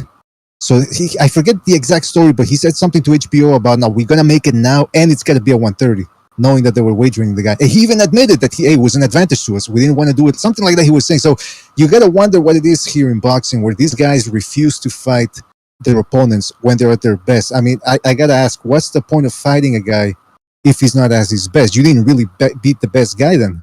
And that's what I hate when these guys do this catch weight thing with the glove thing, size of the ring, all this playing around. I hate it. Pacquiao did it when he was the A side. Canelo did it when he was the A side, and Mayweather did it when he was the A side. And it doesn't matter. You can't reply. Well, this guy did it and that guy did. Yeah, okay, because it works, and it's a bitch move. It's a bitch move. That's what I said. Damn, you came with the truth, man. I don't like it either. But at the end of the day, you have to consider what effect did it have. That was conditioning and power and size a factor on fight night? No. Skill and speed were the factors. So you can talk about it, but how much did it matter to me? Fuck all. That's excuses. No, yeah, you think that you think I don't know. Listen, let's say whatever you want, but at the end of the day, weight matters. That's why there's weight classes. When you're weight trained, it affects you in all kinds of ways, crazy ways. Why? I guess Floyd would know better than any of us here. I mean, come on. It's crazy to me how people like Mirage do try to, excuse and justify those actions. I mean, that's why the sport's the way it is, though. It's because people are they brush it off for the fighters that they like and they apply it with the fighters that they dislike. You got to keep the same energy, as they like to say in the streets. Yeah, I don't like it. I don't like it. I'm just saying, like, considering. As I was saying, yeah. But we get it. You say, like, listen, Floyd. If you look at that Canelo, he was a much different Canelo than what he came after. He was throwing lead right hands out of range. He was doing so many mistakes. He fought him. He fought Floyd as if he was fighting Austin Trout. He tried to match him in speed and reflex and all that. It wasn't going to work. He got outboxed for sure. I was just saying that was a bitch move, and I said earlier, even before that, I said that Canelo looked like he was weak during the weigh-in. And you immediately, Mirage, are saying, no, it's not true, that's not true, even though you hadn't even seen the video yet. That's the whole thing. I said, I saw the video, I saw that guy looked weak, and that's it. That's all I was saying. He looks fucking weak. Excellent point. And here's another good point. If you watch Thunderdome's videos, he's done tremendous research on exposing the Mayweather thing. The shenanigans that happened with Shane Mosley. Because that was around the time where they were all talking about the testing. Oh, we're doing testing, Nevada testing. I forget who it was that was doing the testing. 24/7, random testing. And there's one spot in the 24/7 for the Mosley fight where people come to Mayweather's house and they go, yo, we need a blood sample or a urine sample. I forget which one. And he makes them wait about 6 hours. He's watching TV. He's playing video games. He says he can't piss. I mean, if you're in the gym, you're drinking water all the time. You're pissing all the time. So I don't know maybe he wasn't drinking water at all. I don't know, but it was just weird. And he's laughing and he's saying stuff as if he's trying. Anderson, you remember that, right? You were there on that episode when they were replaying. Yeah, I remember it. Can you refresh my memory about what it was exactly that he was doing? You pretty much had it spot on. I think the only key missing part you didn't mention was that, these drugs, they have half-lives. So the longer, these things are time sensitive. So you need to get this shit like ASAP, and he basically waited it out. We don't know what the reason was. He said, I guess dehydration. I mean, I don't remember the clip exactly, like word for word, but that wasn't like standard procedure where they just wait the whole fucking day basically till nighttime to get some piss, And let me say one last thing, and then of course you got the Pacquiao shenanigans. The day before the fight, he's using an IV bag to rehydrate. It's the same thing. No, it's not the same thing because yes, it is. No, it's Let not. me explain. It Let me explain. works. The law works. He was approved 30 days after the incident. Amok, I understand I understand that very clearly, but I want you guys to understand that. Just think about something, right? They come in the day before the Pacquiao fight, right? Okay, look, it's not like you're in a dorm room or you're in some kind of like fucking one room, one door. They can like pop in on you. They gotta like announce themselves. You probably got 20 fucking minutes before they actually get to you, right? They're at the gate or they're downstairs. Yeah, has anybody ever had an IV before? Anybody ever had like a saline IV? Yeah, right. You get dehydrated. You guys used to get it all the time in football, right? They cramp up and they put an IV in you. I've gotten it before. Yeah. Yeah, it takes a long time, right? I mean, it's not like a quick thing; it drips. But you sit there with it. But it is one pick. I mean, it is one needle with a like a piece of tape over it. It's not that big of a contraption to like get out of. So he's trying to say he was dehydrated. What he didn't want to do was have to wait another stall for another before he gave a sample. So he put that IV in to flush himself. In other words, what I'm saying is, right, let's just say he's sitting there with an IV bag, right, 750 milliliters. And they know that they get a knock on the door, the downstairs, the guy at the gate says, yo, you got people here that say they need to come see you testing. He's got 20 minutes just to take the pick out of his arm, right? He didn't have to take the whole bag of IV. He could just take it out and then go give his sample and then go back to the IV. But he sat there and made him wait until that entire saline bag went into the system, and then another 500 milliliters of something else, vitamins or some shit, all while they're standing there, and then he pissed in the cup. So it'd be like are you talking about the Mosley thing that I was talking about, or the Pacquiao thing? Talking about Pacquiao? I'm telling you, it's the same thing. He didn't want to. The IV thing with Pacquiao was so that he wouldn't submit a dirty sample. That's all it was about. That's the thing. That's that he was trying something with that IV bag or rehydrating because he was so fucking dry. Either way, that's what we're talking about. It's these dirty tactics that the A sides use.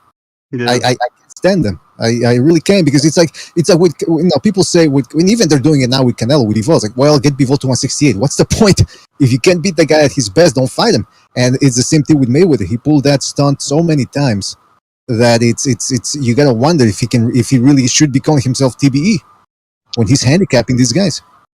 If they all do it, I mean, it is sort of even like all the A sides have done it. So you're comparing them. Yeah. Sort of similar, that's like they've all had advantages. These guys are bitches for doing that. That's what we're saying. Even if you look at the Mosley fight, I mean, he literally cheated in the ring. He clinched to stop him from following up him hurting him.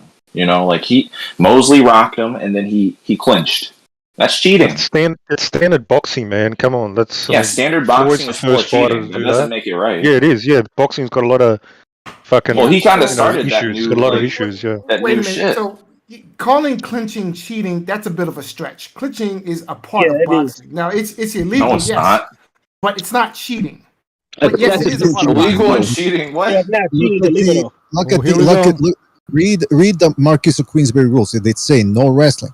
When you grab a guy around the arms, you start messing around with them. Listen, I've tried it in court, and I said, no, I wasn't wrestling that woman and pinning her to the ground. It was clinching. They didn't buy it, and neither should they buy it in the ring. The rules are pretty explicit. You can't clinch. And this whole thing about, again, it's always a justification. Well, other people have done it. Well, guess what? Those people were wrong. You cannot excessively, when you got a guy like Ward who's doing it 20 times per round, that's cheating. If you're hurt, what if you hurt and you clinch? And it's bullshit too. If you can't defend yourself by head movement and fucking your guard, then you deserve to get knocked out. But there's some things that are they're accepted, even though they're like quote unquote violating the rules. Yeah, and it shouldn't be accepted in boxing since fucking 100 years. So clinching is not cheating. All right, excessive. Blame the referees. I mean, the referees. I mean, That's what I said. All right, was Andre Ward? Was Andre That's Ward what I said. excessively? I think you got to do it two times every round. So what about? Just ask yourself a question. So here's a question needs to be asked: How often do we see points deducted for clinching? Rarely. Never. Okay, Never. so then I think that answers the question as far as how much, if it's cheating or not. It's not. No, it doesn't. No. That answers the question. Which this question would be: Is are referees incompetent these days? The answer would be yes. They are incompetent because they should be applying the fucking rules by the book. Remember remember Vladimir Klitschko when he fought that American guy before the fight? Brian Jennings. Remember that fight? He was that referee finally started telling Vladimir Klitschko, "Listen, you stop holding the guy. Stop holding the." And once that happened, Vladimir Klitschko was in a lot of trouble. He didn't know what else to do because clinching had been incorporated into his fighting style for such a long time. He didn't know what to do. So, yes. again, the question is: Are we talking about excessive clinching or just clinching? Because now I would agree that Vladimir Klitschko abused the tactic, and took it too far. But again, if we look at over the long history of boxing, how often have we seen refs take points for clinching? Not often. Why? Because it's an accepted part of boxing. So I don't agree that it's cheating. All right. It's a tactic. How many times have we seen judges get it wrong? Is that part of boxing, getting it wrong? No, that's the way it mistakes. Is it part of judges getting boxed? Judges getting boxed. It's the dirty part of boxing. It's the dirty part of boxing. Can I make a point real quick? Having one eye. Wait. Can I make a point real quick? Is it part of boxing when Errol Spence fucking low blows 20 to 40 times a fight and not get warned? Is that legal? Since I guess the ref just allows it, right? That's just a tactic, I guess, right? And having a glass eye. Well, that's kind of irrelevant to my point, but yeah. Just because the referees are not doing their jobs doesn't mean it's right. Like they're right, correct. It's come on. Yeah, I just want to make a shout out to Bayless, you crooked motherfucker. And I'll tell you what, the judges in Germany allowed Klitschko to fight like that. But then this American ref, I don't know who he was, he didn't allow Klitschko to fight like that. So somebody could have made an argument in Germany saying, well, no, you're wrong. Look, the referees aren't doing anything. So he's fighting within the rules. But once a referee actually started applying the rules of boxing, you saw what happened. He started telling Vladimir Klitschko that he couldn't clinch anymore, and Klitschko didn't know what the fuck to do. So here's my question. Yes. How often have we seen Klitschko get points deducted for clinching? I remember that once in New York, I think it was. That's it. So? Are you telling me boxing is... Bro, what's up, bro? Look, man, I know how Fight Doctor is. He's gonna answer your question with another question, and he's gonna once you answer that question, and he can't come back to it, he's gonna re-question that question, and maybe have another question in between. Just get confused by questions, because that's how Fight Doctor operates. Question by question, you're changing your question, flipping the question around, and what if he doesn't clinch, bro? I just know this, and it's simple fact. So how about this? If clinching is allowed, so should hitting in the balls should. I you know agree, what I mean? I agree. And by the way, hold on. Let me say something. Floyd Mayweather always wanted to box when Kenny Bayless was around. Why would he always want Kenny Bayless to be around? Because not all referees are the same, and some referees allow some things to take place more than others. He wanted Kenny Bayless because of the clinching and all that shit. All right, so listen, can I make a point? Yes. Now, look, there are some things that are outside of the rules of boxing that are a part of boxing. Now, let me explain. Now, somebody brought up the whole deal about low blows, and I agree. Low blows are part of boxing, and that there are certain instances where, yes, you should hit your opponent low. I agree. And that is part of boxing. It is an accepted part of boxing. I will give you an example. If your opponent is constantly hitting you low, and the ref doesn't do anything about it, then yeah, you should hit him low. And I think that is an accepted maximum in the sport of boxing. Okay. Will anyone disagree? And I think if you ask some of the seasoned trainers of the sport that question, okay, I'm sure that they would agree. LT's a seasoned trainer. LT, they would agree. You mean the dirty trainers in the sport? Plus, that doesn't really change its status as a cheating tactic. Like, yeah, you're doing it back. That's a good thing to do it back. It is a cheating tactic, bro. That's not what he's saying, that it changes its status when you do it back. Like, no, it's still cheating. It's just, it's how about, bro, imagine this scenario. You're getting pressured a little bit too much for your comfortability, and you're not getting comfortable in there. You're being pressured a little bit too much. Hit him in the balls. Take a break. Let that guy, he takes a break. You take a break. And then come back. Hold on. And then come back. And then you feel the same way. You know what? You're being pressured a little bit too much. You know what? Hit him in the balls. So, reset everything. He takes a break because, he needs to heal from that pain on the balls or whatever the fuck he's feeling, right? And you come back refreshed with a precision grade and shit. And then the shit comes again. He's pressuring a little bit too much. You know what? Hit him in the balls. Take a break, and I take a break because you know what? I need to take a break because that motherfucker just got hit in the balls. So okay, so let's do that all the way through the fucking 12 rounds. By the end of it, you won't even notice already 11 rounds. This motherfucker took fucking fucking 30% of the fight just hitting the balls. How the fuck are you gonna call that fighting? How the fuck are you gonna call that fucking boxing? It's illegal. That is my point. That clinching is a fucking cheat code. It's a fucking cheating shit. Yeah, it's illegal. Yeah. It's because you're in trouble. I wouldn't call it not fighting, but I agree. If you're gonna clinch, you're in the wrong combat sport. Go to fucking kickboxing or Muay Thai. You're clinching because, like LT says, you're being pressured. You have to clinch. You shouldn't be giving any points to the guy that's clinching. Basically, you have to ring generalship. The guy's controlling. The guy's who's coming forward is pressuring the other guy. The guy doesn't know what to do, so he clinches to restart the fight. So that's the thing, though. Even the judges aren't doing their fucking jobs, man. Okay, let's say the referee allows clinching. To me, a guy that's clinching isn't willing to fight, to engage. He's in trouble. And the referee allows clinching. You know what should be allowed to use your fucking elbows. How about that? You know what I mean? Floyd Jr. used to do that. Mike Tyson uses his elbows all the time. Mike Tyson uses his elbows all the time. Bro, but that doesn't mean it should be used. Yes or no, motherfucker? That's not the fucking point. Listen, here's the Mike Tyson bite boxing. Let fight doctor say something. Hold on. Biting should be legal, honestly. Question to Jimmy. Just because Mike Tyson was allowed to fucking bite ears doesn't mean fucking Berlanga could do the same fucking shit. Come on, bro. You did it wrong. By the end of the fucking year, everyone's gonna start biting ears and shit. What the fuck is that? Vampires. All right. Shout out to my man LT. He always brings the excitement. I love you, man. I love you too, man. You know what's up. LT, you know what if somebody on the floor butters you, stumps on the floor and goes, "Tell him, Way, tell him." Chapman didn't do it either. I gotta say, earlobes with Sweet Baby Ray's is some good shit. You know what's up. All right, we have Fighter Spirit here. We have Knockout. Knockout, are you gonna say anything? Did Knockout even speak? Knockout. Not that I remember. No, he's dropped off. Why are people coming in here and not taking spots? Man, come on. Yo, Bucho, can I tell? Can I actually say something real quick?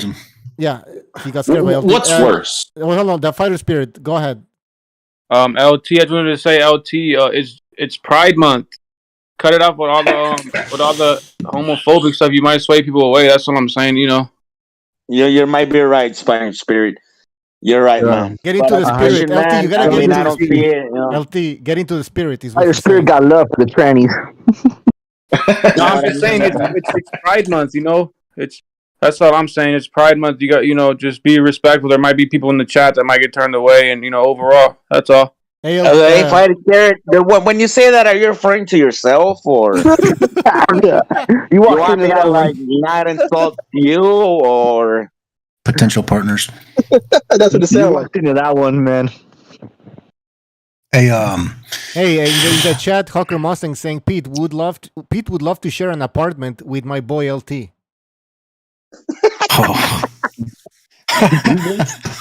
Oh man, that'd be crazy. I don't know if I could.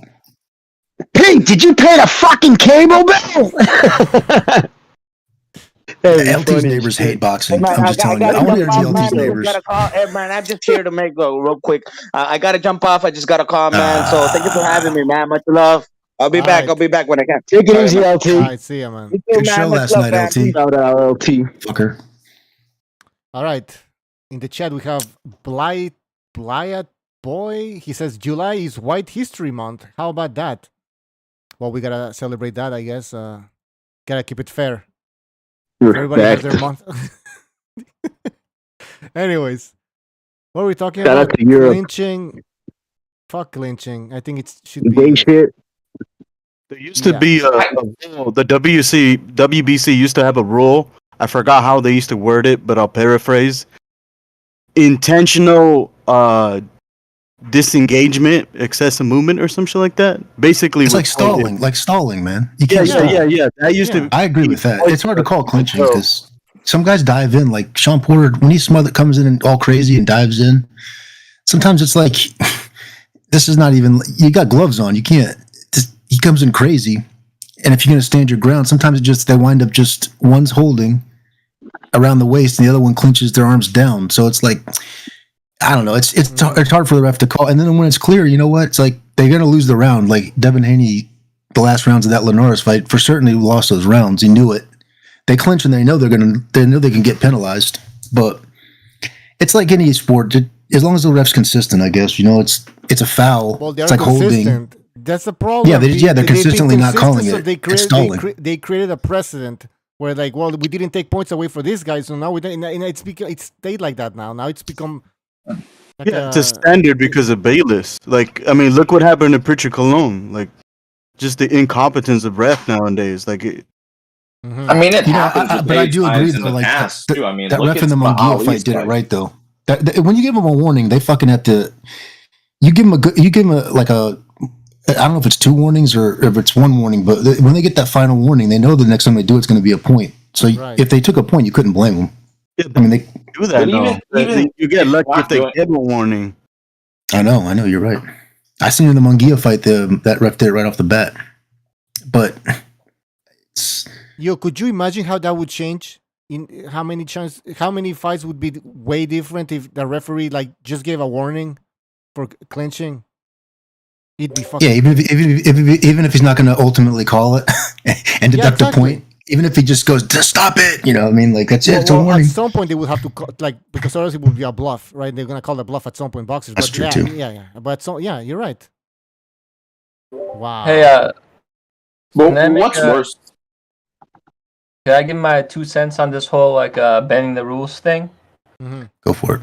Well, I feel like if you go down the annals, you'll see there are all kinds of fighters who bend the rules. You could even argue Sugar Ray Robinson or Ezra Charles would be guilty of this by framing the opponents with their forearms, right?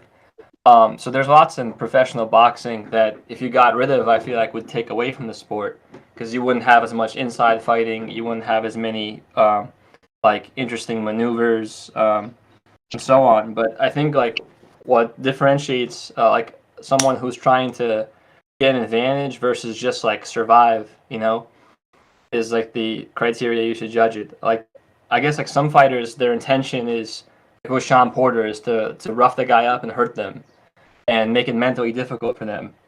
I would say at the risk of drawing your guys' ire, but there are lots of fights where Andre Ward would do that too. His lead hand control reminded me more of Larry Holmes, you know? He would do a combination of stiff arm you, come in with his shoulder, grab you, and then when you try to pull away or complain to the ref, hit you. I mean, there were times where he would hold, in the Kovalev fight, but I think consistently throughout his career, he would use clinching as a way to mentally break you down, so you wouldn't be able to gauge his intention. And he'd actually hit guys from the outside a lot, especially with his lead hook. So that's my 2 cents on it. Also Antonio DeMarco, you know, he'd have a good hidden elbow, He hit Valero with that. You know, I don't know if you guys remember that, but like he would turn his elbow over at the last second of his overhand right and just snap his elbow like right at the top of your temple, like right where your orbital bone is, and try to cut you. You know, I feel like that's kind of dirty, but I kind of like seeing stuff like that personally. Mm-hmm. And he still lost. Yeah, he did lose, but I'm saying like, those are like crafty techniques. You know, maybe veteran that's moves. Is that what you're They're calling crafty cheats. That's all they them? are. No, guys. It's veteran moves. That's what they say it is, but Okay, but still, well, I mean, if you applied all the rules, then you wouldn't be able to frame. Like, you wouldn't be able to punch and use your forearm, and you wouldn't be able to move out. So you wouldn't be able to see as many high-level moves. You would just see guys like standing on the outside. Some of the best. Why are so many high-level moves just blatantly cheating against the rules? I would say that some as well. of the best fighters who ever stepped in the ring were known cheats. For instance, Bernard Hopkins. Okay. Yeah. Go back and watch Bernard Hopkins in his prime. Right. The man. Every fight was a foul fest. Okay. Yeah. And Bernard Hopkins was so good at cheating that he had it down to a science where he could cheat in a fight and rarely, if ever, get penalized or even caught. Right. I mean, he had a technique where he could hit a guy low, and he would position himself where the referee could not see, like he would hold a guy, and then he would position himself between the guy and the ref, where the ref could not see how he was hitting the guy low with his free hand. Yeah, that's illegal. And he would do it consistently. Okay, that's cheating, but that's a part of the sport of boxing. Always has been. No. Well, I mean, it's been part of the sport. I mean, we're confusing part of the sport and the tradition of the sport and all that shit with what's legal and illegal. And so I would say plus certain cheats are worse than others. Like clearly low blowing someone is way worse than like pushing someone. So we can allow certain things like, you know, like certain things are worse than others. So it doesn't have to be like, okay, well, point deducted the second you like, you know, shoulder someone, right? We don't have to do that, but yeah, low blows, instant fucking point taken away. I'm gonna make this short, but what I'm really saying is that like, I think the worst thing is just holding on for dear life, like Devin Haney. Like I would say that guy is like the worst cheat because he is just like shitting the fight, like he's just making it, you know, unwatchable because he literally goes for a tackle, like he bends below the waist, which is already illegal, and grabs hold of the guy's hips. And what are you supposed to do? That sounds so gay. I say low blow is worse because it drains the energy. It is gay. Devin Haney is a cross sniffer. Debbie Haney. To hurt the opponent. Right? Yeah, but like when you low blow someone, you're draining their energy. They're gonna be more fatigued afterwards. But at least there's malice behind it. That's what I want to watch. I want to watch someone hurt someone. I don't want to watch someone hold on and pot shot, and then I want to see blood. Frustrated. You know? I want to see violence. I want to see someone die. Yeah, but I don't want to see him getting hit in the nuts. Like Cotto would do that. Cotto would push on your head and then hit you low. Oh no, sorry, he would get underneath your chest, and then when you're pushing him down, he would hit you low, and then he would be like, "Well, he's pushing me down," you know. Because he would aim for your for your rib cage before you pushed him down, and then he would like accidentally, quote unquote, hit you low. You know, I feel like there's still an art to that, and there's at least an intention to hurt the opponent. And you like that? You look. Yeah. Do you like Spence fights when he low blows people like 100 times in a fight? Bro? Fuck Spence. A little, yeah. Honestly, I like when he digs the body and pushes the guy around. No, not to the body, to the balls. Yeah, man. I'm not a fan of the Nutcracker, honestly. No, come on, man. Come on, you don't like that shit. You want a fair fight. Spence is exciting, but like I don't like his cheating. Like you don't have to fucking like do these quote unquote veteran moves to like be a skilled fighter. Like it's not necessary, man. It really isn't. I mean, I think like almost all of these guys cheat. You know, they take steroids, so I feel like not all of them cheat. Calm down. I think you'd be surprised. I think like almost all the. I mean, I could agree with you a certain degree, but like not all of them cheat. The overwhelming majority, probably. I can tell you people cheat a lot less now, and they're forced to in the modern era because of HD super slow television. They know and they get trouble after the case. Back in the day, the Carmen Basilio days, back when they didn't have television, and if an occasional fight was televised, it was like you couldn't really make shit out. And I'll tell you, they would bite each other in there. Elbows were the famous thing. You want to cut somebody open? Willie Pep told me to my face, he goes, I was a fucking surgeon with my elbows. I'd cut your eyes open, miss you with that shot and just catch you with the elbow. But he said the referees were really good back then at catching that shit because most refs were ex-fighters and they knew all the dirty tricks. That's why they always said the best refs were old dirty fighters because they know all the dirty shit. Yeah, like Jersey Joe Wolcott. He was a great ref. Yes, he was. Carmen Basilio is one of my favorite fighters. His fight with Kid Gavilan, that's one of the best things to watch, Wars. Fucking wars. His face is like drooping off of his bones, and he is like bolo punching, He's just laughing in there. Those guys were sick fucks back then. 15 rounds, same day weigh-in. That's you eliminated the weight bullying, or what people call weight bullying. Picture if they had same day weigh-ins today. Almost every fighter would go instantly up at least one weight class, probably half two. Yeah, if you had same day weigh-ins. I mean, look at Some Maurice. cases, That dude's super tall for 140. Right? Yeah, it would be a big difference. Even Roman Gonzalez, his fight night weight against Moises Fuentes, his comeback fight, he was 130 in the ring, according to HBO. 115. Right. See, because being able to hydrate during the night makes such a big difference. The only time you actually grow is when you sleep. So that's why they put this in there to save lives. I actually think it's caused more harm to guys because they're manipulating it. They're learning how to go to the extreme, coming in as emaciated skeletons, and then they pack on fucking 15, 20 pounds overnight. And if you can take an IV, that's the best way. There's not a steroid money can buy that will fucking give you more advantage than an IV, because you're just pumping the glycogen right back into your fucking bloodstream. It's just outrageous levels of cheating. Yeah, I think in the past when fighters die, a common culprit were diuretics, which are a lot easier to test for now. So if they had same day weigh-ins, it'd be a lot safer now. All right. Hey, Jimmy, what do you think about Kambosos wanting that rematch with Devin Haney? I think he's looking at the financial landscape, right? And he's saying, "Fuck, what else am I going to do? Where else am I going to go to fucking make that kind of money? This might be his last grab. Even if he loses, which he will, at least he'll be paid millions of dollars." I think it's strictly motivated by money, but that's again just my opinion. That's all. He getting all he can out this fight. All he can.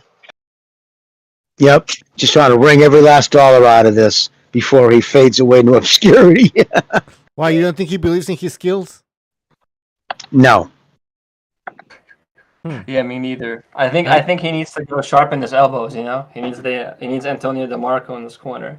You know what? Let me rephrase that. If he came to the United States, got a new trainer, and just smartened up, just look at the difference the way he fought Teofimo to oppose the way he fought Haney. He really went in there like he was a one-punch fucking knockout artist. I think what happened too, he believed that Haney had no chin.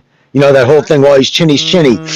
You know what I mean? So I think he thought, well, if I could gash up fucking Teofimo, put him on his ass, this dude's fucking, was rocked for 2 rounds against, and just complete wrong mindset. And when that didn't work, he had no other answer.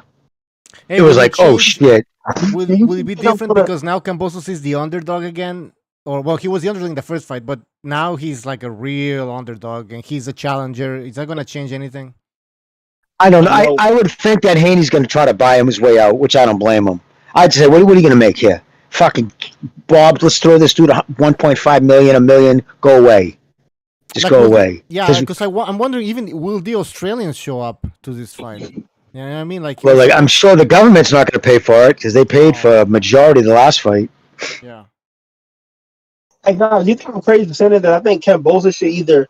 I know it might. To me, people might sound crazy. I think he should either get some kind of Mexican trainer or like a Derrick James, because he got to be more aggressive, man. Like the dude was just, it was just so weird. Like he was scared like to throw punches, or then he wasn't really landing nothing. Like it looked terrible. Like, it was really bad, man.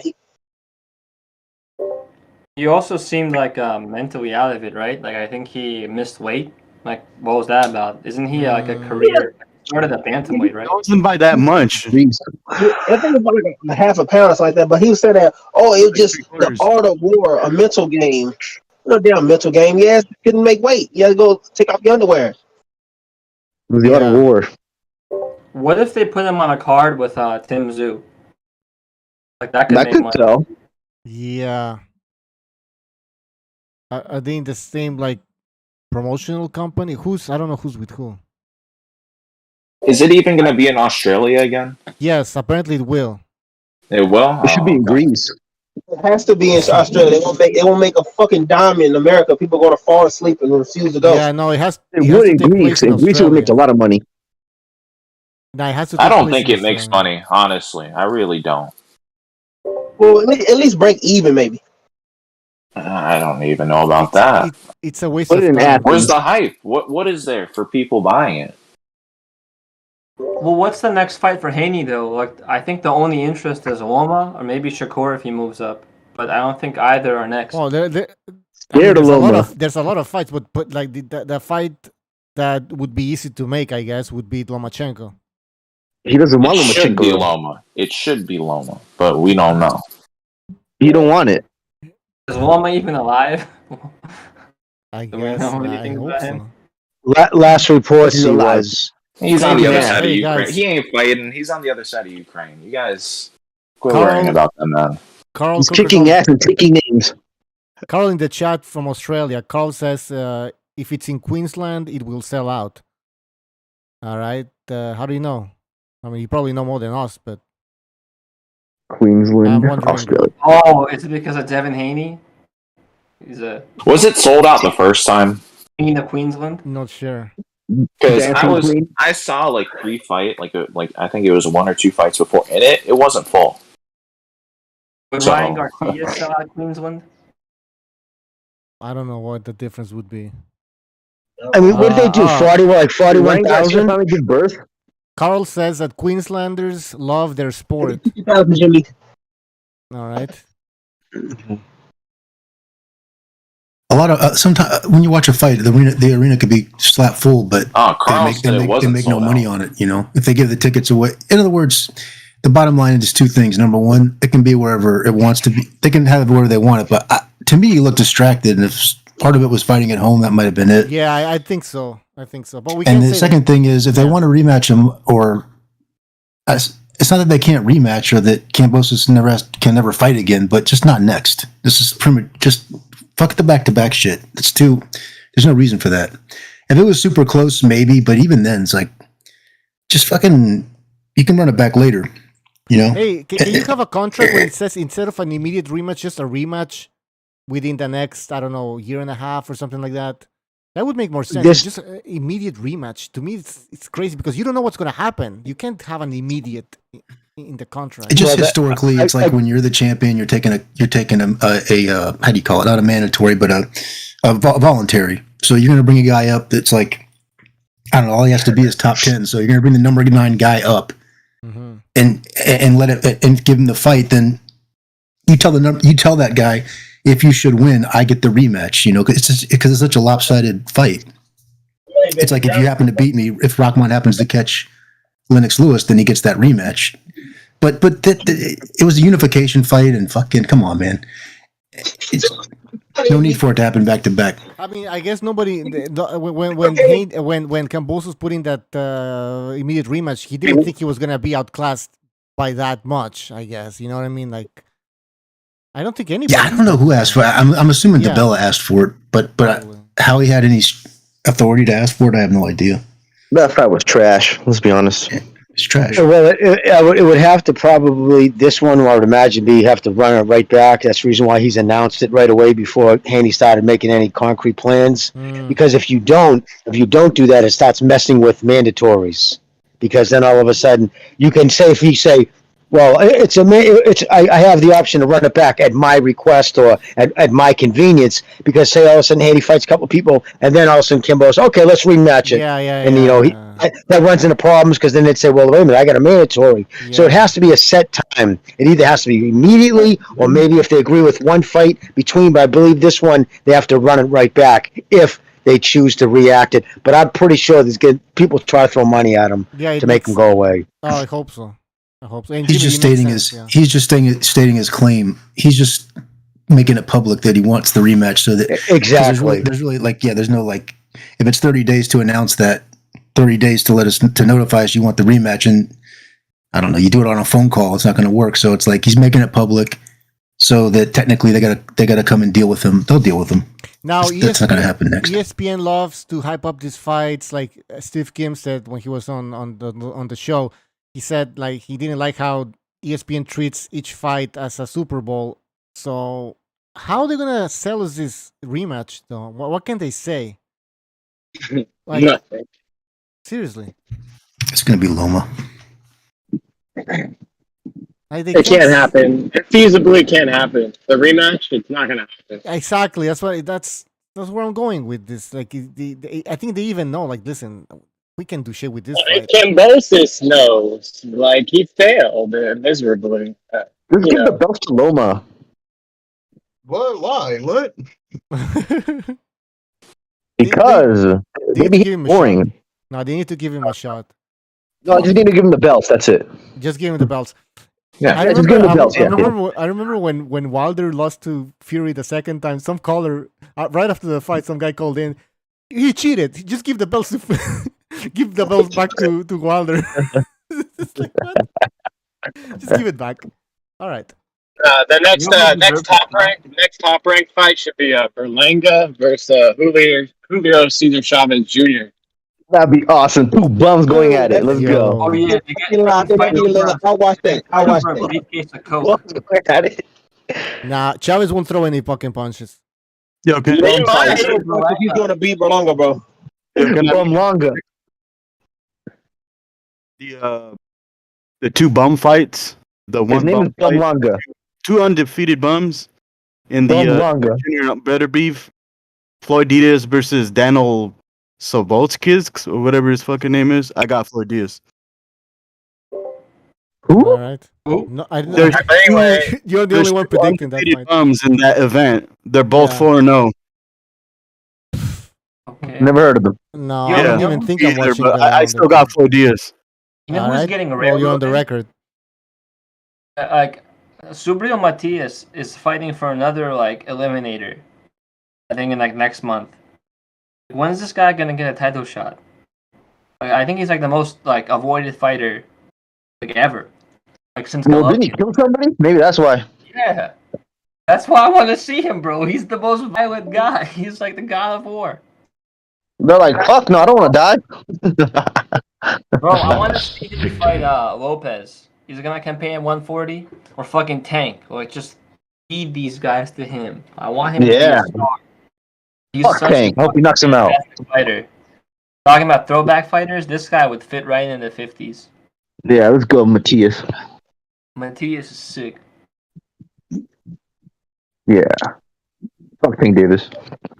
Actually, his opponent's pretty good. This guy Ponce, he Ponce? Oh yeah, he's a warrior. Argentina. Yeah, he got 2 knockouts since then. So it'd be a good fight, but I think Matias would be too much for him. Hey, do you guys think? For anyone. Yeah, that could be a good fight. Do you guys think Tyson Fury is respecting the sport of boxing? I mean, he considers himself the lineal heavyweight champion, and we don't know when he's gonna fight again. He might retire. Then he's saying that he has a big surprise, which does not include Usyk or Joshua. So what is Tyson he doing? Fury is a fat fuck. He doesn't respect. I told himself. you it's a partying. exhibition fight. He has no respect for anything. Is it Francis? Is that what he's talking about? Maybe. Yeah, he's saying Francis, Mike Tyson, or some other MMA fighter. It's probably Francis. He's been teasing that bullshit fight. Yeah, it's terrible. He should just retire, honestly, instead of fighting that bullshit fight, or fight Usyk. I think it would be better for those are the only things. He's gonna fight Usyk or Joshua. You guys are just following it. You guys are just falling for it. You guys are doing exactly what he wants. Okay. Yeah. You know, you guys are doing exactly what he wants. Listen, I What are hope we you're doing right. exactly? I hope you're right, but I don't get the point of doing that. Like, Because he's a weirdo. Fury's a weirdo. We all admit that. He's a fucking weird person, dude. He's a weirdo. Honestly, like I really think he's just bad for the sport. Like I really feel like he's just sucked all the energy out of it. Mm-hmm. I think he's good for the sport because he beat Wilder. Yeah, I agree with you. But that was amazing. But I wanted to see Joshua Wilder when obviously there was no continuation. I liked Fury after he beat Wilder. Wilder had zero skill. I really liked Fury after he beat Wilder, but the honeymoon's over. Me too, Bucho. The love is gone. The love is long gone, man. I need a divorce. Yeah, he did fight him like 3 times, dude. Like, you are right. He needs to fight him forever. Look, he beat Wilder, but there was 3 fights, which only needed to have been 1, and 2. No, he didn't beat him enough. There were like 3 or 4 like totally irrelevant fights in between them. He needs to fight him 10 more times. There were like so many fights that we didn't need to see. Him versus Tom Schwartz. Are you kidding me? Like his whole career. Dillian White ducked Otto Wallin. And he fucking Klitschko sucked too. Dillian White ducked Otto Wallin. Scared my boy from Sweden. In the chat, Abaddon the Annihilator, thank you for your contribution. He says, if Joe Smith pulls the upset against Beterbiev, should he retire on a high note as the unified champion or take a risk rematching Bivol for Undisputed? He has to go for Undisputed, come on. Yeah, he'd go for Undisputed. He would. Why not? Yeah. I think he would do it. I think he'd do it too, yeah. He's not a pussy like all this other boxers. He's not a pussy. He's a common man. He's exactly hardworking blue collar man. A warrior. I really hope he doesn't win though. It's way less interesting than. Yeah, of course. No. He's not gonna win. My boy will win doctors. Yeah, I want now, how Beterbiev does to win. Zurdo Ramirez fit into all of this? That's the big question, right? Gilberto? He gets fucked up, man. I mean, unless he. You know, you never know. He has a puncher's chance. That's it. Yeah, he has a puncher's but in Mexico, Bucho. Did you guys? I see? I'm gonna support Ramirez, but I don't. Ramirez. You see Ramirez's last fight? Man. Did you see his last fight where, like, in the 3rd round, he had that German guy against the ropes, and he throws 2 body shots when the German guy moved, and you can see like the nerve signal going to his brain, like, oh, I missed time to move. Like he literally throws 2 punches in succession against the air. And like it takes him like half a minute to realize, oh, he's not there anymore. We gotta move. Yeah, that guy's a joke. He has a lot of flaws. He has no chance against Bivol, man. Like none. Hey, Bucho, are you in Canada? Yeah. What's up with Yvonne Michelle? What's the story behind that guy? That guy seems really shady, and all his events just seem like how he like carried Adonis Stevenson for all that long ass time, having fought bums and like basically hold the belt hostage. Do you know anything about that fool? Like, I mean, I don't know him. I've seen him. He because I used to go to watch his fights at Sports Park. He was there in a lot of times. I never talked to the guy. I know he's a promoter. He's a promoter, obviously, and yeah, I mean, he's just. I get it. He's just with Adonis Stevenson, man. He held that shit hostage, bro. He just would not fight Kovalev, and I don't know. And all his events, they're kind of shady. Like all the judging, you know, if he puts on a show, the judging's gonna be weird. The fucking ref's always weird. He's from Haiti, that's why. And Beterbiev, like when Beterbiev fights up there, the TV, it always cuts out sometimes. Like bad production. I don't know. That guy just seems really fucking. They have a bunch of fights at the casino, Montreal casino. Sometimes fucking expensive. Like nobody's fighting. Why? Anyways, I know. What's the point? I don't know. I don't know if he's shady. I mean, I don't know how shady that guy is compared to other like promoters. I don't know. Well, his fighters are shit, and what he did with Adonis Stevenson. I mean, shit. we don't have the best box. I mean, it's compared to the U.S. You can't compare it. Like, it's not. You guys got David Lemieux? I mean, we had. Yeah, he's still. Well, what happened to that? He's gone, man. Actually, there's nobody now. Holy shit. Hey, Bucho, were you a fan of Butte? Lucian Butte? Yeah, I liked him. Yeah. Like, did you think him before he got knocked out by Froch? Were you surprised? By Froch? Before he got knocked out. He got knocked out by Froch. Butte. I remember. Yeah, Butte, I remember. sorry, I was confusing Lemieux. Yeah, Butte. No, you know what, Butte, man, this guy's a fucking asshole. I heard so many stories about the guy, but who knows? They're all stories. Yeah, Really? he's like he before that loss, he thought he was the best shit ever, and then once I saw him at a bar, and this guy, you know, when you walk in front of the TV or the screen, you walk fast, right, or you lean down so you don't block the view. This guy was just walking slowly, like slowly blocking the screen as we were watching the fights. And he's like, well, nobody's gonna say anything to me. I was like, I thought that was an asshole move, but I heard other stories. I don't know if they're true, but yeah. Canadians were nice. No, well, he's from Romania. Whoa. No, but yeah. But you know what I didn't like about Butte? He didn't want to join that Super 6 tournament. Exactly, bro. And he acted like he was the shit. He acted like the winner of the Super 6 should fight him. And I thought that was what?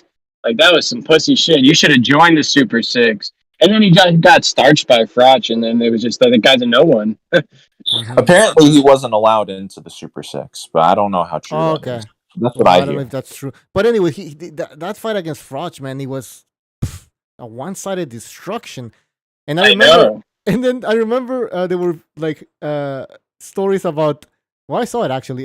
Bute's in the ring, shadow boxing, preparing for that Froch fight, and they're playing like with a sound system, like faking a crowd as if there's a crowd. So he starts getting into the mood because the fight took place in the UK, right? So he wanted to prepare for that, having the crowd against him. I'm like, how that's it doesn't even like work that like putting a sound system in. You hear people cheer. Yeah, I always thought that guy was off, dude. I always thought that guy was off. Like, and then he got exposed by a Mexican. I even think before Carl Froch. Yeah, it was Andrade, Liberado Andrade. He should have lost, and then the ref, I think I remember the ref carried him, absolutely carried him through the fight. That was like a 20 count. Yeah, something crazy, bro. Something awful, and he ended up winning the fight, and then rematching and knocking him out. We had Liberado Andrade on the show actually a long time ago, and we asked him about a story that supposedly took place between them after the fight, and he said, "Nah." He said Butte's a nice guy, so I guess the stories are not true. Who knows? Well, he was a bit. I didn't like him as a fighter. I had to ask because you're from Canada. There's not a lot of Canadian fighters, and he's one I remember. I mean, it's in the whole of Canada. It's only Quebec that has fighters. To be honest, you think about it. Oui. Yeah, that's true. And Bucho, where there's smoke, there's usually fire. If you're hearing rumors that a fighter's an asshole, you know what I mean? They usually are. You know what I mean? Yeah, I agree with that. Yeah. I just witnessed the thing at the bar. It was just like blocking the TV all the time and then doing it slowly. But the other stories, I mean, they're gym stories and shit like that. I don't know. Yeah, he was okay. He wasn't that great. I remember when he fought Jean Pascal. That was a huge fight over here. Like they say, for instance, Kovalev is a difficult guy to get along with. A lot of people say that. So yeah, who knows? Seems like it. Shadow Combat says, King Butcher, you have Lennox Lewis. Yeah. Yeah, the guy was sure the countries claim him too, though. Yeah, but so doesn't Jamaica claim him and England claims him because doesn't he get triple citizenship? Well, his mother still lives in Toronto, I believe. So I don't know how that works out. He won a medal for Canada. So he has no loyalty. That's what it is. He has no loyalty. He picks and chooses. No, at the end of once he became professional, he was all UK. He had that fake British accent there. No respect. No respect at all. Sorry. Liam, he says BDA box. BDA box is not here, man. But anyways, he says, why do you give Fury no respect? I guess he's addressing me. I mean, what's no respect? I respect the guy. I'm just saying that at this point, I don't think he's respecting the sport of boxing by He just needs to fight Usyk. That's it. Yeah, that's it. He should just say, you know what? Before I retire, I want to unify all the titles. When, I don't know, but it's gonna happen. I would be fine with that statement. But what he's saying right now is, I'm gonna retire. He might fight Mike Tyson or Francis, whatever his name is from the UFC. It's like, come on. From Uganda. Yeah, personally, hey Bucho, personally, I think if he just shut the fuck up, you would respect him a lot more. Because I think personally, he's gonna fight in December. I think he's gonna fight in Saudi Arabia against the winner of Joshua, whatever. And if he would just shut up, then that's a normal fight time. Like fighters only fight twice a year anyway. Like he fought just like 2 months ago. He'd fight in December, but he has a big mouth, and yeah, we just have to deal with it. He's pretty stupid. I agree. If he kept his mouth shut, I'd be thinking, you know what? I'd be thinking this guy wants to keep on fighting. He's gonna fight in December, whatever, against the winner of Joshua Usyk, and I'd be fine with it. But the thing is, he's not keeping his mouth shut. No, I'm gonna be honest, man. I think we give him plenty of credit. He gets the credit he deserves. You guys are the one who overcredits him. His best wins, literally more than half of them, top 5, right? More than half is fucking Wilder. Like straight up. This dude, he's not as great as you guys say he is. Like he's a good heavyweight. Excuse me, he beat the great Dylan White. Did you forget? Exactly. I mean, there's that Klitschko win. Right? Another bum from Jamaica. The Klitschko win was terrible. Like people. He was the first one to do it. He was the first one to beat Klitschko when Klitschko had that style. Like no one could do it for 10 years. No one could. It was boring as fuck. He worked it out a beating by fighting even uglier than Klitschko. Congratulations. Yeah, that was exactly. Yeah. Congratulations, but it got him the fucking belt. That's greatness right there, gentlemen. That's greatness, Mirage. Wasn't that the fight Klitschko fought after that fight with fast Eddie Chambers? Yes, exactly. Where he couldn't Stewart clinch. Was like, can you please knock him out? This guy's nothing. Knock him out. I think it was Bryant Jennings. I'm trying. That's true. Eddie Chambers was so bad. God, bro. He had no motivation in his career. I'm trying, Emmanuel. I'm trying. I think we're perfectly honest about Fury. I don't think we're hating. I think we're giving him plenty of credit, actually. I don't think we're hating. He's no Lennox Lewis. I mean, you look at Lennox Lewis and his career, he's nowhere near that. People call him the greatest of all time, and Lennox isn't even the greatest. So exactly. Good point. Come on, man. Great point. They say he's a pound-for-pound fighter. The dude's the biggest fucking guy in boxing. Never faced a guy bigger than him. Like once or twice fought a guy the same size. Who's bigger than him? But he's bigger than him. That's Who's my bigger point. than him? No one is. Exactly. So that's not really an argument. Eddie Ruiz. Eddie Ruiz. Yes, it is. Who's bigger than him? It's something that you act like he's going to fight someone bigger than him. Yeah, it's not something that he can do, but that certainly doesn't help him. Big baby. You can't hold that against him. You can't hold that against Watch me. What do you mean you can't? We hold that against all heavyweights throughout history. Most people say heavyweights can't be pound for pound. That's not something. Who said that? What do you mean it's not legit? Pound for pound is about beating people. If he didn't have size, who could he really beat? Be honest. Okay. How many people could he beat? Fury has a win over Wilder. How many times did he have to beat Wilder though to make us understand that he's better than Wilder? That's the thing though. I don't know. Wilder came up with those excuses. That was kind of crazy though. Yeah. Oh, and you know what? Jimmy, before Jimmy goes, you know what I find funny? These people that wanna romanticize this trilogy between Fury and Wilder like it was some great trilogy. It's not even up there. Oh no, it should have happened. And the Fury fans call Wilder like a Street Beefs trilogy, equivalent of boxing. It shouldn't have happened. The trilogy should not have happened. But hey, it should. He should rematch Otto Wallin. Yeah, look, the reality is he became a prima donna after he beat Klitschko. He defended a belt the belts ever. He just gets attention by claiming he's going to retire. Cocaine. Comes out, cocaine. But you were real happy when he beat Wilder. You were probably fucking happy for like 2 weeks straight, bro. I mean, have you guys? I mean what? That's a technicality. Does that then make him the greatest of all time? Wilder, that's probably the happiest you've been in a boxing A bit. What are you Probably. even talking about? I guarantee you. You were probably happy as fuck. I mean, sure. I preferred him to win. No, there but was other fights there. I wasn't jumping up and down like I didn't really care like that much. I don't know where you get this idea, but I don't know. You're lying to yourself right now. I was happy with my Donovan brother. Okay, either way, then beating Wilder does not make him the greatest of all time. Again, no. Who said that? No. Plenty of Fury fans. Aldo. I'm a Fury fan, and I did not say that. Not at all. He says it himself as well. After not he being out should. there, he said, "I'm the greatest of all time." Mayweather. So does every other boxer. Yeah, they're dead wrong. They're dead wrong. That should be illegal for Floyd to say that.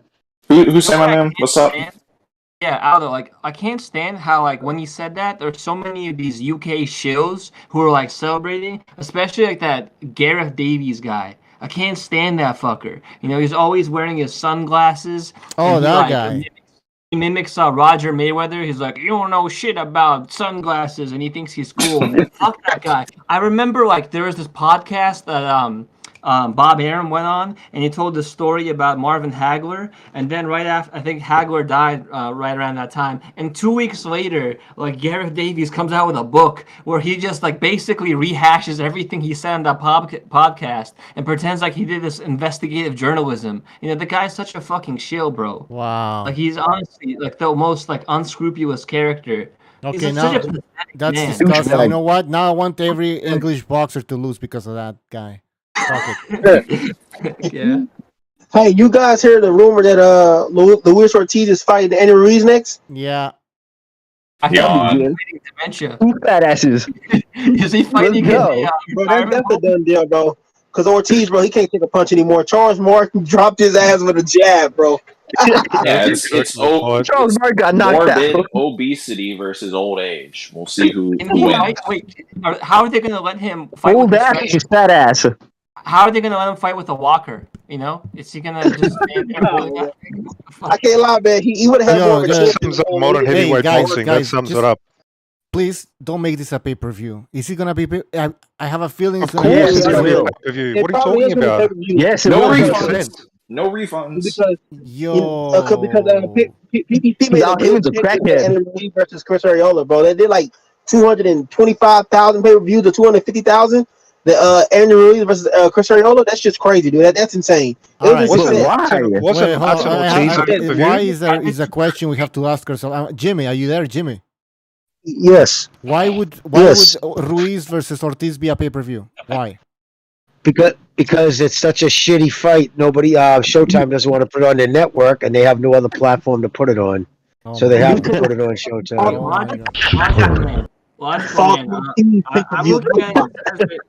Because Ortiz on pay-per-view. That's why it's on pay-per-view. If those two can be pay-per-view, anybody can be pay-per-view. Who the fuck will think of, man, Charles Martin versus Ortiz? This is the problem. It's also just boxing has gone to this model for so long that it's just normalized. UFC, for example, puts on sometimes pay-per-view quality fights for free on the fight nights, just the free fight nights. When boxing's free fights are just literal no name, just fucking most of the time. Bum versus up and comer. So the model's completely different. It's archaic.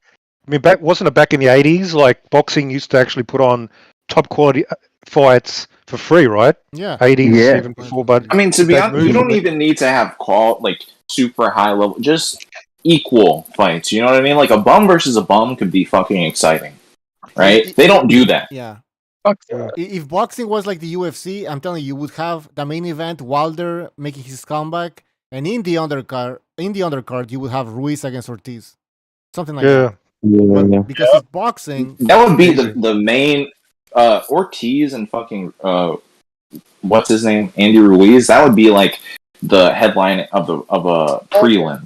That's what that is. That's maybe like low on the main fight card, like the fourth fight on the main event. It not a fucking main event of a pay-per-view. Like, come on. No, it's disgusting. It's disgusting, and it just hurts the sport. Like people don't get to see fighters, like good fighters, much unless they're like they don't even have a title. Neither of them have a title. I mean, they're gonna play the Mexican angle, I guess. Obviously, I mean, what the Oh, Cuban of angle? course. I mean, come on, like so. I mean, Ortiz doesn't even speak English. I mean, he can't even promote. Like, it's just nobody gives a fuck. Nobody gives a. What's he gonna say? He's just gonna sit there, and they're gonna play those highlights when he fought Wilder 100 years ago. I mean, what are they gonna? How are they gonna sell this fight? Like, maybe he'll say like he fought in the Civil War, and to give a veteran a fucking buy the pay-per-view to support veterans. Disgusting. Yeah, it's a terrible card, man. Terrible. What else besides that is on there? Does anybody know at all who else is fighting on that card? Is it done? Like, is it? Have they come up with a card or a date? When is it? I know who's fighting. Can you name some of the names, please? Look, even the bump in the corner, the bum under the bridge. There's a couple names. Nobody knew the undercard for the Fury White card. Like even the biggest fights have no name undercards, and you're asking about the undercard. Yeah, absolutely. I was about to say that even the undercards are shit. So, and it's usually the best pay-per-view recently was Spence Ugas, because they had Stanionis and fucking Butaya fighting. And even then, besides those two fights on that card, the rest it was okay for boxing, but that's still that's like bare minimum for UFC. Undercards. Well, I was gonna say real quick. Undercards. I'll make it real quick, bro. Undercards. It's all conducive of how much of their purses they want to give up. Yeah. It's the main guys. It's all them. The reason why Canelo has such shitty undercards because he wants all the money for the promotion. That's just how it is. Yeah. But Jimmy, are you saying Jimmy, are you saying in the past the main eventers would give out more? Yes. Yes. The reason being, like Mickey Moore, back when he first started, Marvin Hagler would always have certain fighters open up for him because he knew they put on good shows. It was a promotion because what it was, you knew if you had a bunch of good guys before, like pay-per-views and all this other shit, when you were so dependent upon gate, it was important to get everybody in there.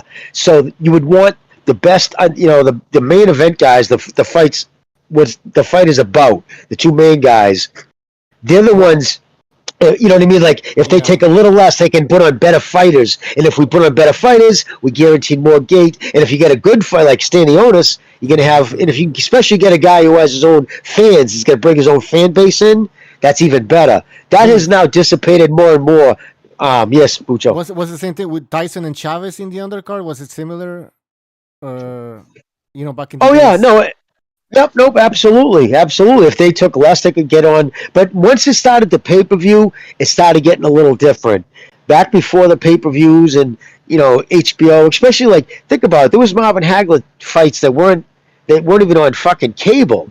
You know what I mean? Like, weren't even televised back in the day when he first started out, when, he was fighting at the world level. Well, he's way past contender. You know what I mean? I think was the first day the Fermo fight was even hard to come by. I mean, if it was for HBO came in 77. Prior to that, man, you were just luck of the draw. You would if NBC said you have to fight at 1:00 in the afternoon, you were fighting at 1 in the afternoon. You would take whatever TV slot they would give you, But then again, boxing was the biggest sport in the world. It was bigger than the NFL. It was bigger than Major League Baseball. To even say that now is mind-boggling, but it's true. It was the biggest sport in the United States then. Hey, you guys want to hear some depressing news?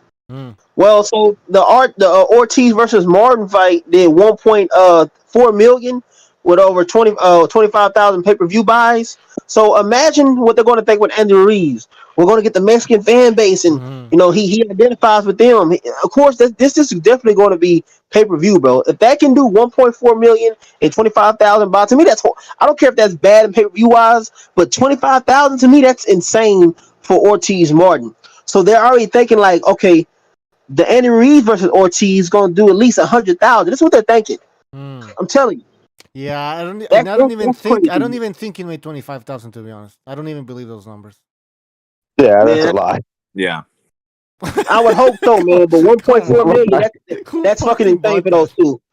1.4 million. Don't lie. I'll be honest, I think Ruiz, he can maybe do like 75K at this point. And it depends on how much they're making too, because if you pay fighters in the headline too much and you don't sell, for instance, Wilder versus Ortiz 2, that pay-per-view, that lost in excess of $15 million. That's a lot of money to lose. Yeah, but they only lost that money because they want to make sure that show Walter, I guess they were loyal and they want to keep him on under PBC banner because I think Exactly. he was contract for Well, a while. he just turned. Well, what it was, if they would have just paid him his regular base, that shit would have made money, dude. Like the pay per views was good for that, but they overpaid him to keep him with them to stay quote unquote loyal.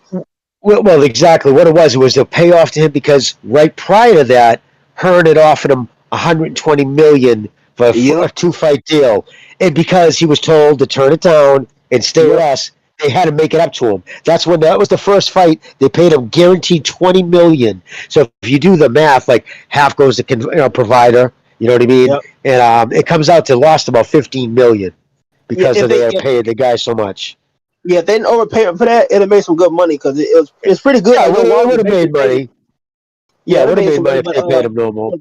Walter was really considering, dude, like, y'all already know 78 Sports, but he was really considering on really, like, signing with Days, bro. It's fucking crazy.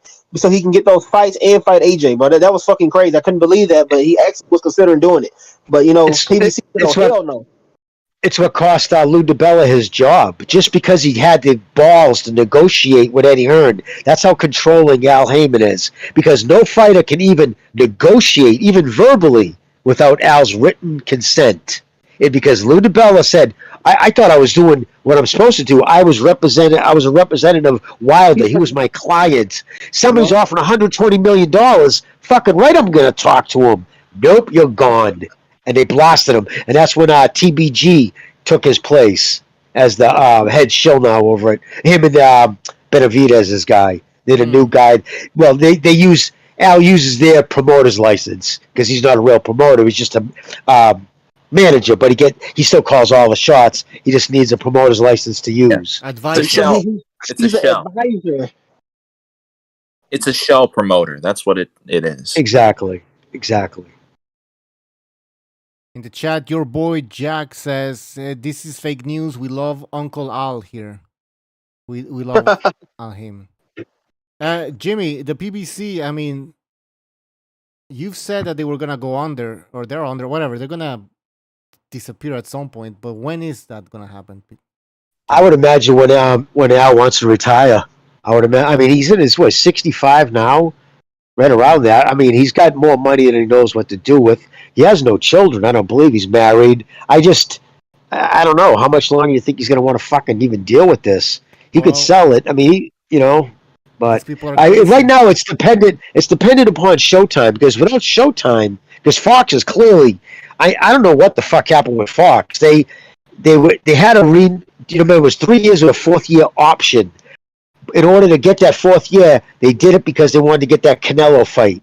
They got it, but there hasn't been nothing else since. There's been nothing on Fox regular, and if there is anything on Fox, it's on pay-per-view. So I think that's where but they've lost. They have no NBC, CBS, nothing. The only thing they have right now is Showtime. The few handfuls now, here's the thing, though. Showtime went and got invested big time financially with Bellator, because when Showtime thought they were going to get love from the PBC because they've been backing them all the time since conception 2015, all of a sudden fucking Fox was getting all the big pay-per-views, and they were offering Showtime shitty ones, and Espinosa was pissed off about it. And so next thing you know, their slots, I think, dropped by 8. They still have the Showbox stuff, which is a totally different animal. But for the main shit, what are they down to? 10 cards a year, 15 cards, if that. It's not good. I don't know what else he's got to do. He's got to find a platform, because he has too many fighters. These guys are all sitting around. Their careers are stagnating. Well, Jimmy, no lie that Showtime, the reason why that will have a big issue, let's say, because Bellator is bringing in the viewership, a lot of viewership more than boxing. And the issue is, of course, if PBC died, people be happy. It'd be good and bad for boxing, because bad for boxers, of course. But it'd be good in general for the fans, because these other promotions, they see that, damn, I've been losing money overpaying these guys for fighting nobodies. So let's say PBC dies or something, right? Or their contracts get released. Days, what's that other? I forgot the other place that signed Tiafimo, but it fell through. What's that thing? Triller? Yeah, Triller. They're not gonna be paying these fat contracts for you to be fighting bombs. They're gonna see what the fans want, especially Triller, because dude, even I went on before on their Twitter and hit them up, and they actually replied to one of my comments about, hey, make better fights. You know, these guys are going to start making these fights to get their money back. They're not going to allow these boxers to just fight bums or get paid these fat checks and do nothing. You're going to fight the guys we need to get our investment back. Yeah, well, I hope that happens after all these years. Jimmy, you think it's going to happen?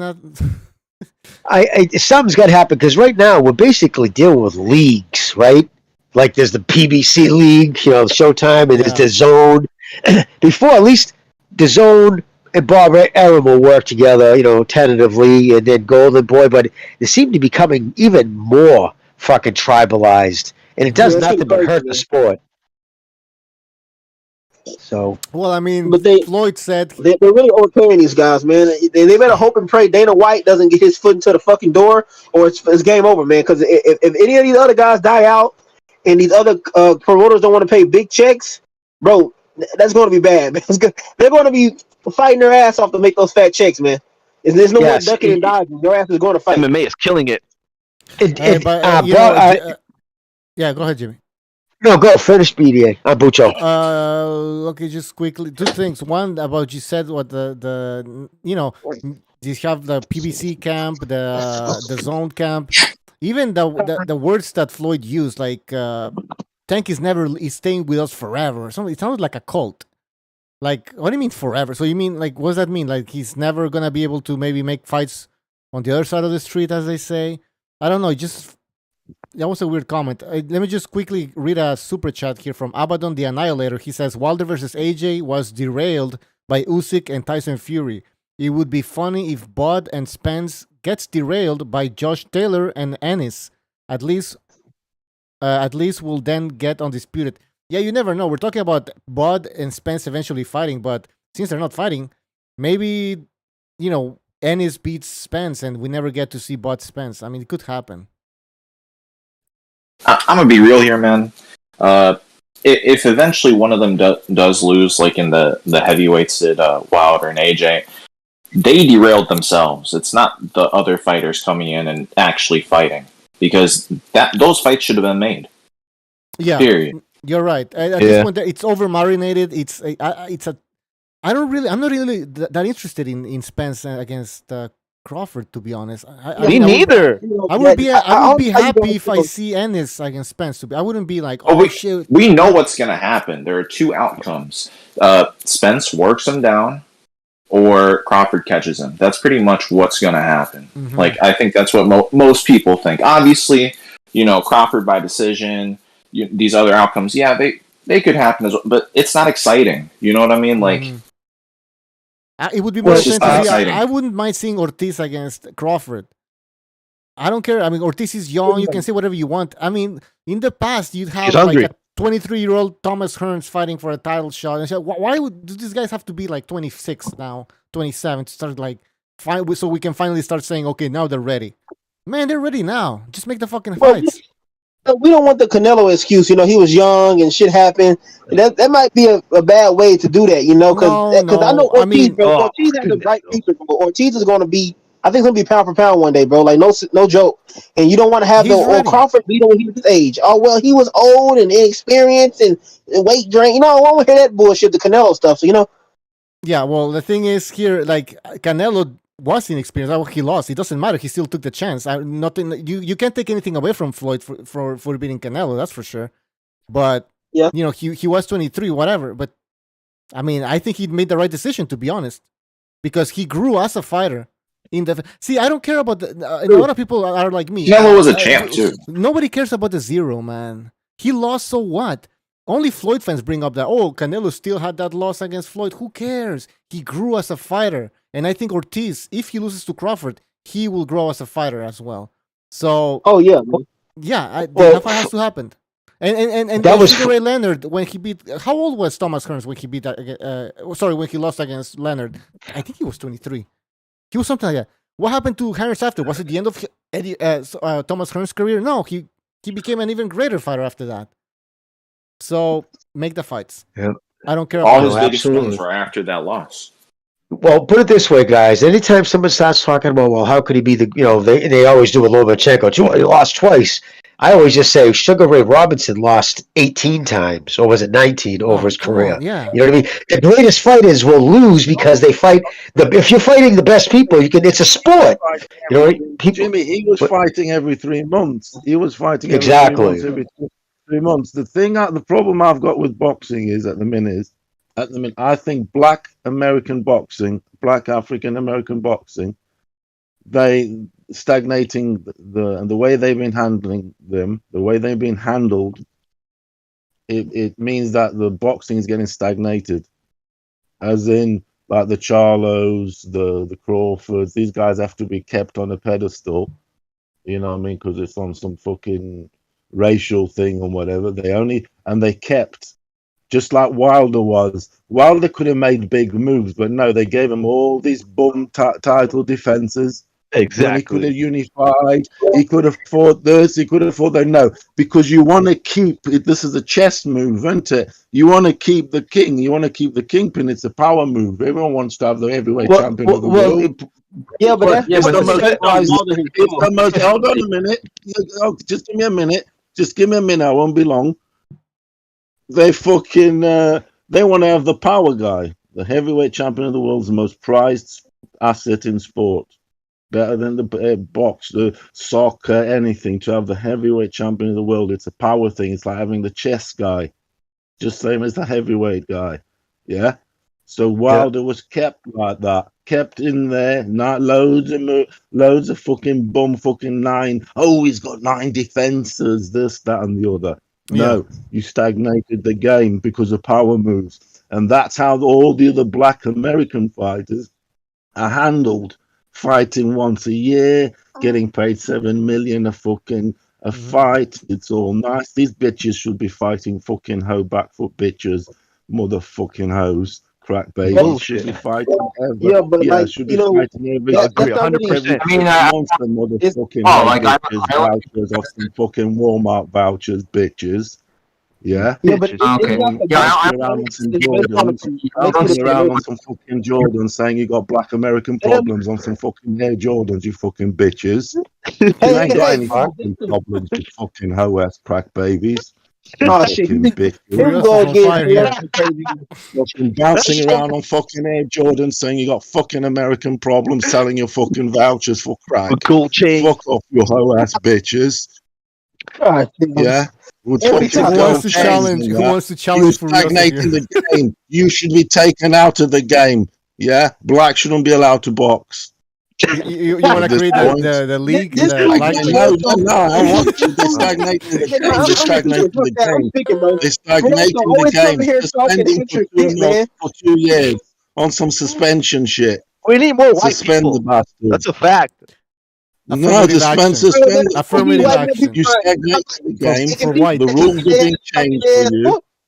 We need more European have been changed for you. Stagnating the game. You're a fucking. You got people like Furiosa, and you think LDBC is the problem? Come on now. Oh yeah. We got a guy like Furioso and real LDBC shit, bro. You said you weren't going to be wrong, and you're literally just not. Hey, hold on. Let me just say something. We get a guy. Hold on. So Furiosa is speaking his mind. All of a sudden, we're the LDBC because we're allowing Furiosa to speak his mind. I didn't say anybody you. can jump. Here's the difference. Anybody can come here. Anybody can come here. Hold on. Anybody can come here and speak their mind. This is what BDA is all about. We're not gonna censor. We're against censorship over here, man. We're against fucking censorship, totalitarian bullshit. Yeah, no, what I'm saying is, what do you want me to do? But when it comes to quote unquote LGBT people, I feel like he's speaking for a lot of people. I'm not LGBT. I'm just speaking the truth about what's going on. Yeah, motherfuckers. And even the rules are being changed for you. The way it's judged, the way they narrate the fucking game on fucking television, you fucking bastard. It's still going, bro. This You dude should be for us is a fighting every fucking 6 loser. months, you He little lives in bitch. a You fucking shouldn't be cave. talking. He gets online to Fucking let go talk his to us. his anger and his frustration, Yeah, you and that's what he motherfucking does. vouch for He fucking gets Okay, on okay. there. Jordan bouncing. He's a weak, Fucking genetically All bad right, Order, kid. all guys. right. Order, We can order, Yeah, order. understand promoters shit, man. abuse Everybody's talking at the Guys, same time. Everybody's talking we're at the gonna same time. you're gonna start getting muted, man. One at a Yeah, time, please. exactly. All Well, right. can I say something? Hey, fuck you, Anderson. Fuck you. How the fuck you gonna say that? For real, been talking the whole time. You fucking dumb shit. He been What are you talking talking away about? for Talking all the What are you time. talking about? As I soon said as one we at a fucking talk, time. you're going to get No, you're muted. talking at the Oh same my time. god. All right, all right, all right. Here, Let him all right, all right. Logical, man. Man, Go ahead. fucking biased Speak your ass motherfuckers, bro. logical, You man. also get out and let him talk. Hey, Speak stop your giving suck hands. a fucking dick. I'm Hold on, talking hold about on. letting you Jesus. talk, dude. All Are right. you Racial retarded? All right, motherfucker. I'm talking man. about You're Shut up, going you on. Man, getting emotional here. bitch Logical, ass man. Just Anderson, you fucking logical, biased man. bitch. Now Logical. you want to get on the talk, you fucking bitch. Hey, Hey, logical, logical man. man, are you Logical, man. You lame retarded? ass fuck. Speak I was actually your defending mind. you. Speak your mind. Speak your mind. Go ahead. Stop Logical. you motherfuckers Logical, are man. stalling the Logical, game. man. You're You're also stalling the chill, man. game, you You're also guys. chill. Let him. Chill. Let him talk. Let him talk. Logical, man. Go ahead. Bro, The floor is yours. y'all know I barely fucking talking here, so don't be like, oh, you talk a lot. No, Ferroso comes in here ranting and shit, talk about blacks, this and that. This dude's a fucking loser. He doesn't understand that promoters are protecting their assets. He's upset because blacks are running shit. What a He's fucking black. faggot. So He's black. He's black. that dude's not fucking black, bro. Furioso, tell He's them. such balls. He's not fucking black. That's what you are. Yeah, he is You're a black. hugger and you're a He's runner. talking about that Hugging and someone. running. Oh, you guys Fucking messed making up the game. No, it's the fucking promoters protecting these Let him motherfuckers, dude. Listen. If Furioso wants to say that blacks ruin the sport, you don't have to agree with it. We've had black people come here, calling us racist and everything, and we listen to them, and we listen to them, and we listen to these guys talking shit about us, and we let them talk, we let them vent and say whatever the fuck they wanted. This guy's saying that he doesn't like African American boxing. It's his fucking decision to say that, though. I mean, That's true. He can even say black bucks are inferior, but when you're fucking going on and on with fucking rant, and someone wants to rebuttal it, when he's speaking nonsense, you got to person fucking. Well, Nah, challenge him. I was telling you to fucking speak. You have to challenge him. I'm saying you're ducking. Yo, I'm I don't think African there's anything to challenge. Like, I don't think this guy, like, Furioso, chill out, man. Chill, wait. I can't hear. Hey, logical, man. I was telling you to speak. I wasn't saying I was going to mute you. Okay, that's what it fucking seemed like. I was wondering the hell's going on. No, it didn't. He didn't mean that. So we're done. All right, he didn't meant he was gonna mute you. Irish, go ahead. Irish wants to say something. Well, I mean, one point on Furioso, like I think one, he's like trolling and just going on and on, but so like don't take the bait when someone does that. And two, like as far as like black, no, he's not trolling. I've talked to him before. No, he's right. Yep. He really feels like that, especially when he's drunk. He has a serious mental issue. He's real. When he's ranting over everyone like that, he's just trying to get you to take the bait, and you should, kind of just see around it. But like, just for like, as far as black boxers in general, I mean, in America, like, I don't think they're being protected. Like, Jermel's not, Fulton's not, Ennis is not. Like, he's trying to get a fight. He's not being protected. He's, just the other guys are being protected, like Spence. But those guys just have like marquee value, and the promoters dumped a lot of money in them. Whoa. Like Jamal Charlo, Irish War with the perfect logic. That made perfect sense. Yeah, all kinds of fighters are being protected. It's not just black ones. You got Munguia's being protected. Everybody. No, let's be real here. It's honestly protected. He's ducked. There's a difference. It's on some fucking BLM bullshit. Protect the fuck. Hey, Irish said some chat. Yeah, bro. Well, Furioso the he hates stupid accent. It just irritates me, Irish Ward. So I'm sorry about that. I know he's a troll. I'll ignore it next time. But his accent is so fucking stupid. It's fucking serious. I'm not fucking trolling, my friend. I'm fucking for real. What do you mean have trolling? some respect for the Europeans. You're just drowning on. Like, literally droning on. I'm looking from the other side of the pond. For the Europeans. One at a time, please. Yeah, one at a time. One at a time. One at a time. They I'm can funny watching from the accent. other side of the pond, Guys, and just you debate. guys are stalling the game. They're Okay. I watched from the other side of the pond, and you fuckers stall the game, and that's that. It's a year fight, if that. 13 months. You stalling the game. Simple as. You don't take on the fucking real challengers. It's the marquee value, like my chap said just now. Who's taking on the real challenges, Furioso? Lomachenko. Go ahead, tell us. Tyson Fury. Oh, Tyson Wow. Yeah. I was waiting for a long time. Perfect. You see how much you be sucking him off. It's a challenge. Times. On Black fucking Day. On your fucking Black History Day. I'd say Black Babe History Rodriguez. Day, he took the best prize. He took the best prize in sport off you in your backyard on Black History Day. The best prize in sport. Good for him. Like, you act like that's the end of the world. Like, Exactly, bro. why does that get you off Furioso? It was for that 70s sports TV. It was. I mean, come on, Ray, you were posting the Ward anniversary of like when he knocked out with low blows Kovalev. So you were celebrating that. Yeah, you were happy. He knocked out, or he stopped the white Russian threat to the United States. Yeah, but I'm not gonna. Yeah, come on. Come on. Let's Furioso celebrate. Let's Furioso celebrate. You celebrated the Ward win. He can celebrate the Fury win. That's true. Furioso has his issue. It's not about boxing with him. It's different. He has a self-hate issue. Well, so what? Damn. Yeah, he's actually an African. He's not even a white guy. I don't know if y'all know he's an African. Yeah, so yeah, he's proud one, a real African. He's from the mother. No, it's different from African American. You motherfuckers out here, fake niggas out here in America. They got problems walking around on their doors. You know that character from Django, the Samuel L. Jackson character. That's Who's laughing like that? That's him for real. You ain't got any fucking problems. You privileged. Uncle Ruckus. No, he's Uncle Ruckus. I'm proud of he's Uncle Ruckus in real life, bro. Uncle Ruckus. No relation. Yeah, your problem is no relation. So, hold on. Are African Americans and Africans from Africa the same thing or what? I want to know that. No, we're not the same. No, All of them are cool, but not ones like Furioso. Let me tell Bucho the difference, because you can't let you cool and all, man, but we can't let I was raised by my father, biological father. So let me explain this. Africans and Black Americans are two different things. Okay. So they don't come together at all. It's like Chicanos and Mexicans. Mexicans don't like Chicanos because Chicanos more American type wise. So it's like that with Africans with us. Hey, can I tell you seriously? No bullshit. Right next door, I got people from Nigeria to the right of me, right? A young couple, they're fucking going for their masters, very educated. They dress in their African garb from their homeland. And to the left of me, I have African Americans, and you ought to hear them fucking, the African Americans, man. He goes, man, I went over to say hi to him. I didn't understand a word that motherfucker was saying. He goes, and then he asked me for food. He goes, he tried to give me some food. I'm like, what the fuck is this shit? Like, yeah, no, it is true though. Like, there was no cultural commonality just because they shared. Like, a lot of people think, well, just because they're black, they're going to share the same.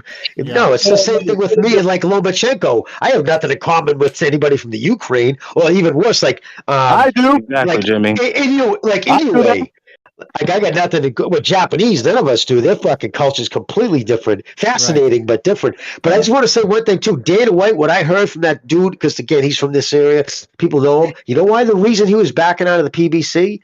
One of the reasons he was backing out of buying it, if he gets into boxing, it's under one condition. He wants to run it the way the UFC is. He wants to make it all in-house. Yeah, he wants it all under one umbrella where he controls the person, because this is what he said. The sport as it is now is on a fucking fast track to death, because these guys are being paid more than market value. And if you talk to anybody, whether they're selling a lemonade stand or running a Fortune 500 company, if you're fucking paying more than what the product's worth, you're not going to stay in business. And right now, guys are expecting too much money.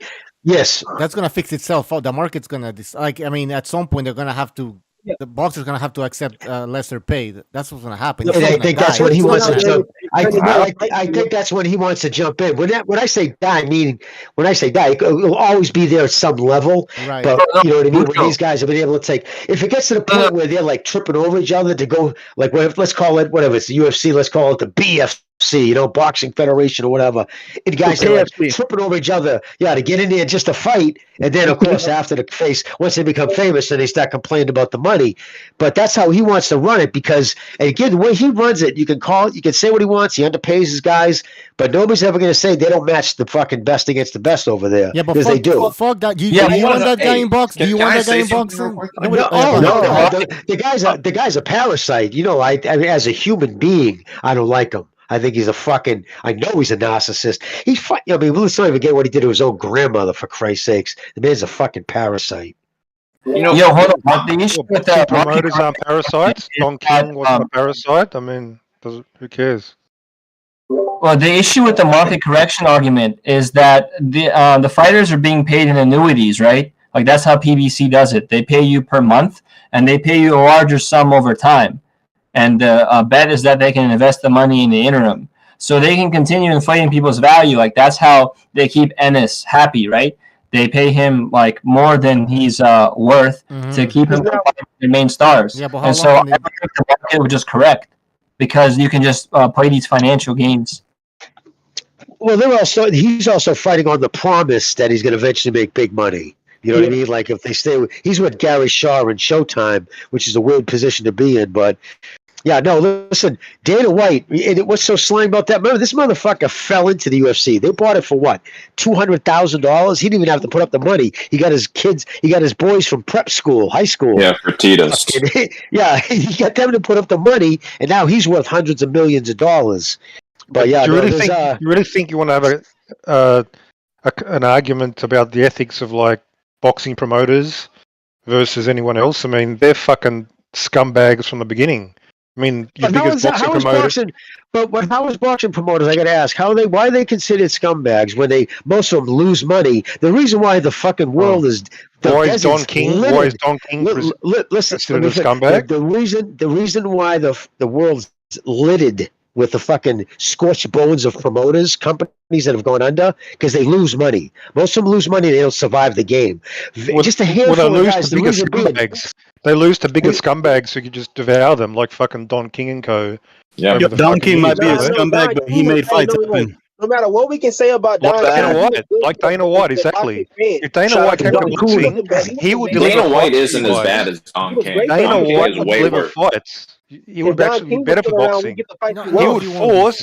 He would force the other boxing promoters to actually make fights to compete. He won't be able to do it unless he gets a monopoly type style, and he won't be able to get that. Exactly. So he's going to be useless. I wouldn't underestimate him. I wouldn't underestimate him. Can I say something about the UFC? He's preventing fights.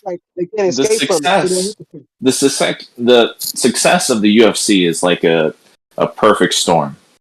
It really is, because all their big competitors, they either failed because like Pride, right? In Japan, it was like the other big one at the time. They had like all sorts of like funny bullshit going on, and they eventually went under. They took all the fighters, and so it was just perfect timing for the UFC. UFC is very lucky to be where it is right now. They also hung around when every state outlawed it. Remember, there was a time when everybody outlawed UFC after they had to change all the rules. No more striking. Yeah, and Pride was bigger than UFC. Exactly. In the 90s, Pride was bigger at the time. For the UFC actually have I'll just give a really good analogy. Fight, please. Berbatev's going to win with a 7-round KO. Berbatev. Who? Beterbiev is going to win. Beterbiev's going to win 7-round KO. That's my prediction. And I just want to leave. So I just want to leave by saying what has happened to the big dudes in American boxing? Why is there nobody? Why is Joe Smith the only representative in the big lads in America? What's happened to the big lads? The big countries, 300 million. What's happened to the big boys at boxing in America? Apart from rules. Well, they play other sports now. They go. No, it's really because poor white people are in rural America, and boxing is like a poor urban sport, if that makes sense. So it's really only like poor black people that really succeed, and poor Mexicans. It's gone light though, hasn't it? The Eastern Bloc, I think, is taken over, hasn't it? Well, yeah. When the curtain fell, what it was is it wasn't just that boxing was the worst part of all Western culture they absorbed. But where was that George Carlin joke? It's boxing so socio-economic driven. For every great Mexican fighter, there's an American Indian looking to kick his ass. That used to be one of his jokes when you're allowed to say jokes. Shout out to the Scorpions, the wind of change. Since we had the wind of change, the motherfucking boxing finished in the heavyweights in America MMA market and the light heavies. So think of the UFC almost like Tesla. And They never came cruisers. up with the EV concept. They never did. That's It's why like, they pimp these dudes out and hold on to them They because just they're like sort of like Ford. Like Wait, me.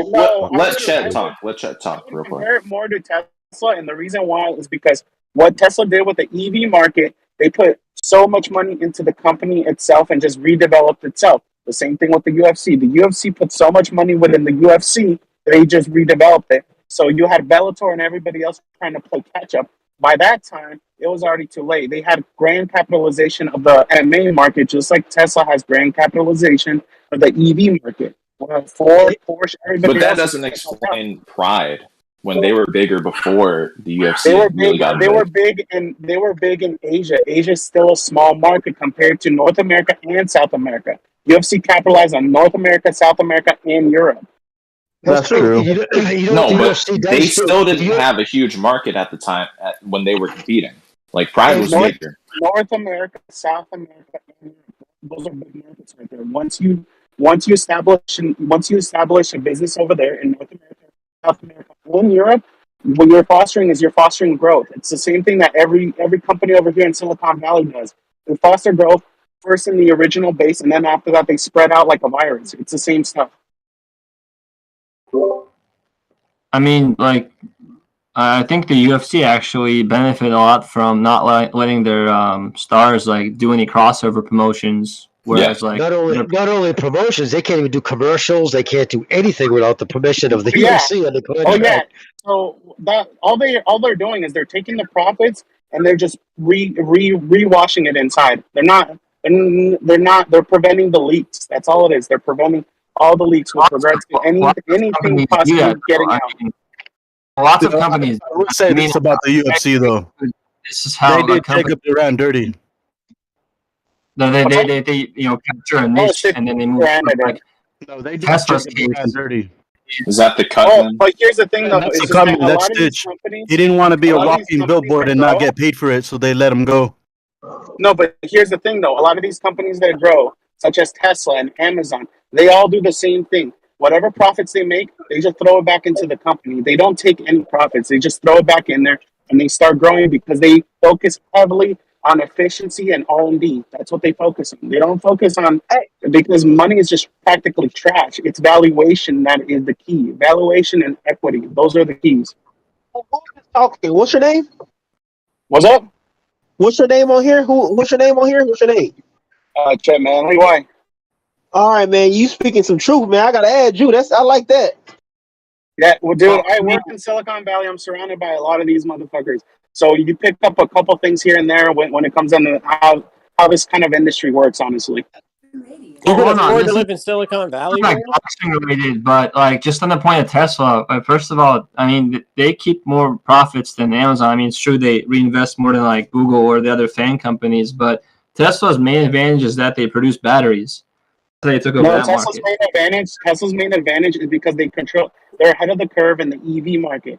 Ford, everybody else is playing catch up right now. Cars are a very small portion of their sales. Like they still sell way more batteries. They're more in producing batteries. Yes, but the majority of the profits when it comes down to Tesla is usually the grants. It's usually the EV grants and the tax credits in which they grant for people investing into EV cars. That is a granted. That's why they keep on pushing that over and over for people to go clean so they can get more of those tax credits. That's what you just said right there. That's key. A lot of government finance, a lot of government fucking grants, a lot of government payment programs too. And Tesla was on the first floor with that. Yeah. That might change now that he openly admit that he just voted Republican for the first time. He might suddenly start losing a lot of those grants. But because at this point he doesn't need them anymore because at this point he secured the required market capitalization and the market control of the EV market and the solar market. That's the whole point. You get whatever you can right there, and then you establish yourself in the market. When it comes down to market principles and market disruption, you're either first or you come up with a concept to disrupt the whole market. Amazon didn't come up with shipping. They just disrupted the whole market with their algorithms and the way they process shit. Yeah, that I sounds need like to get Apple on in a my nutshell. channel, bro. That dude, man. He accurate with it, man. He needs to be on second renaissance. I need him on my channel. Hey, I sent you a friend request, man. Accept that, bro. I need you on my channel, bro.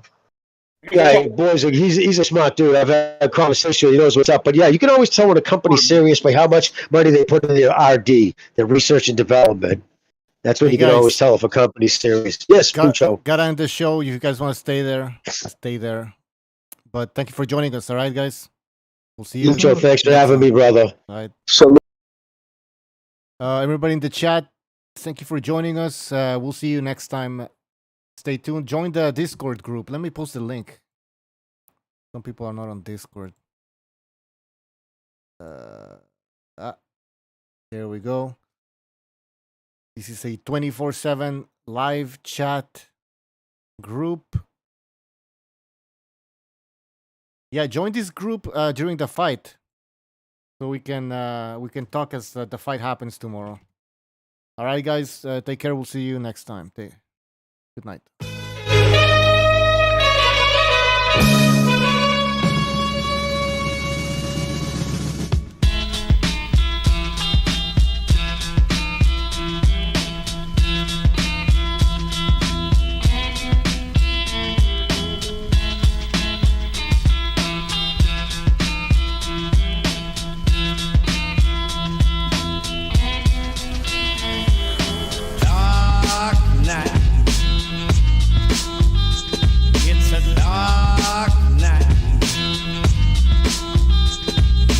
Dark night.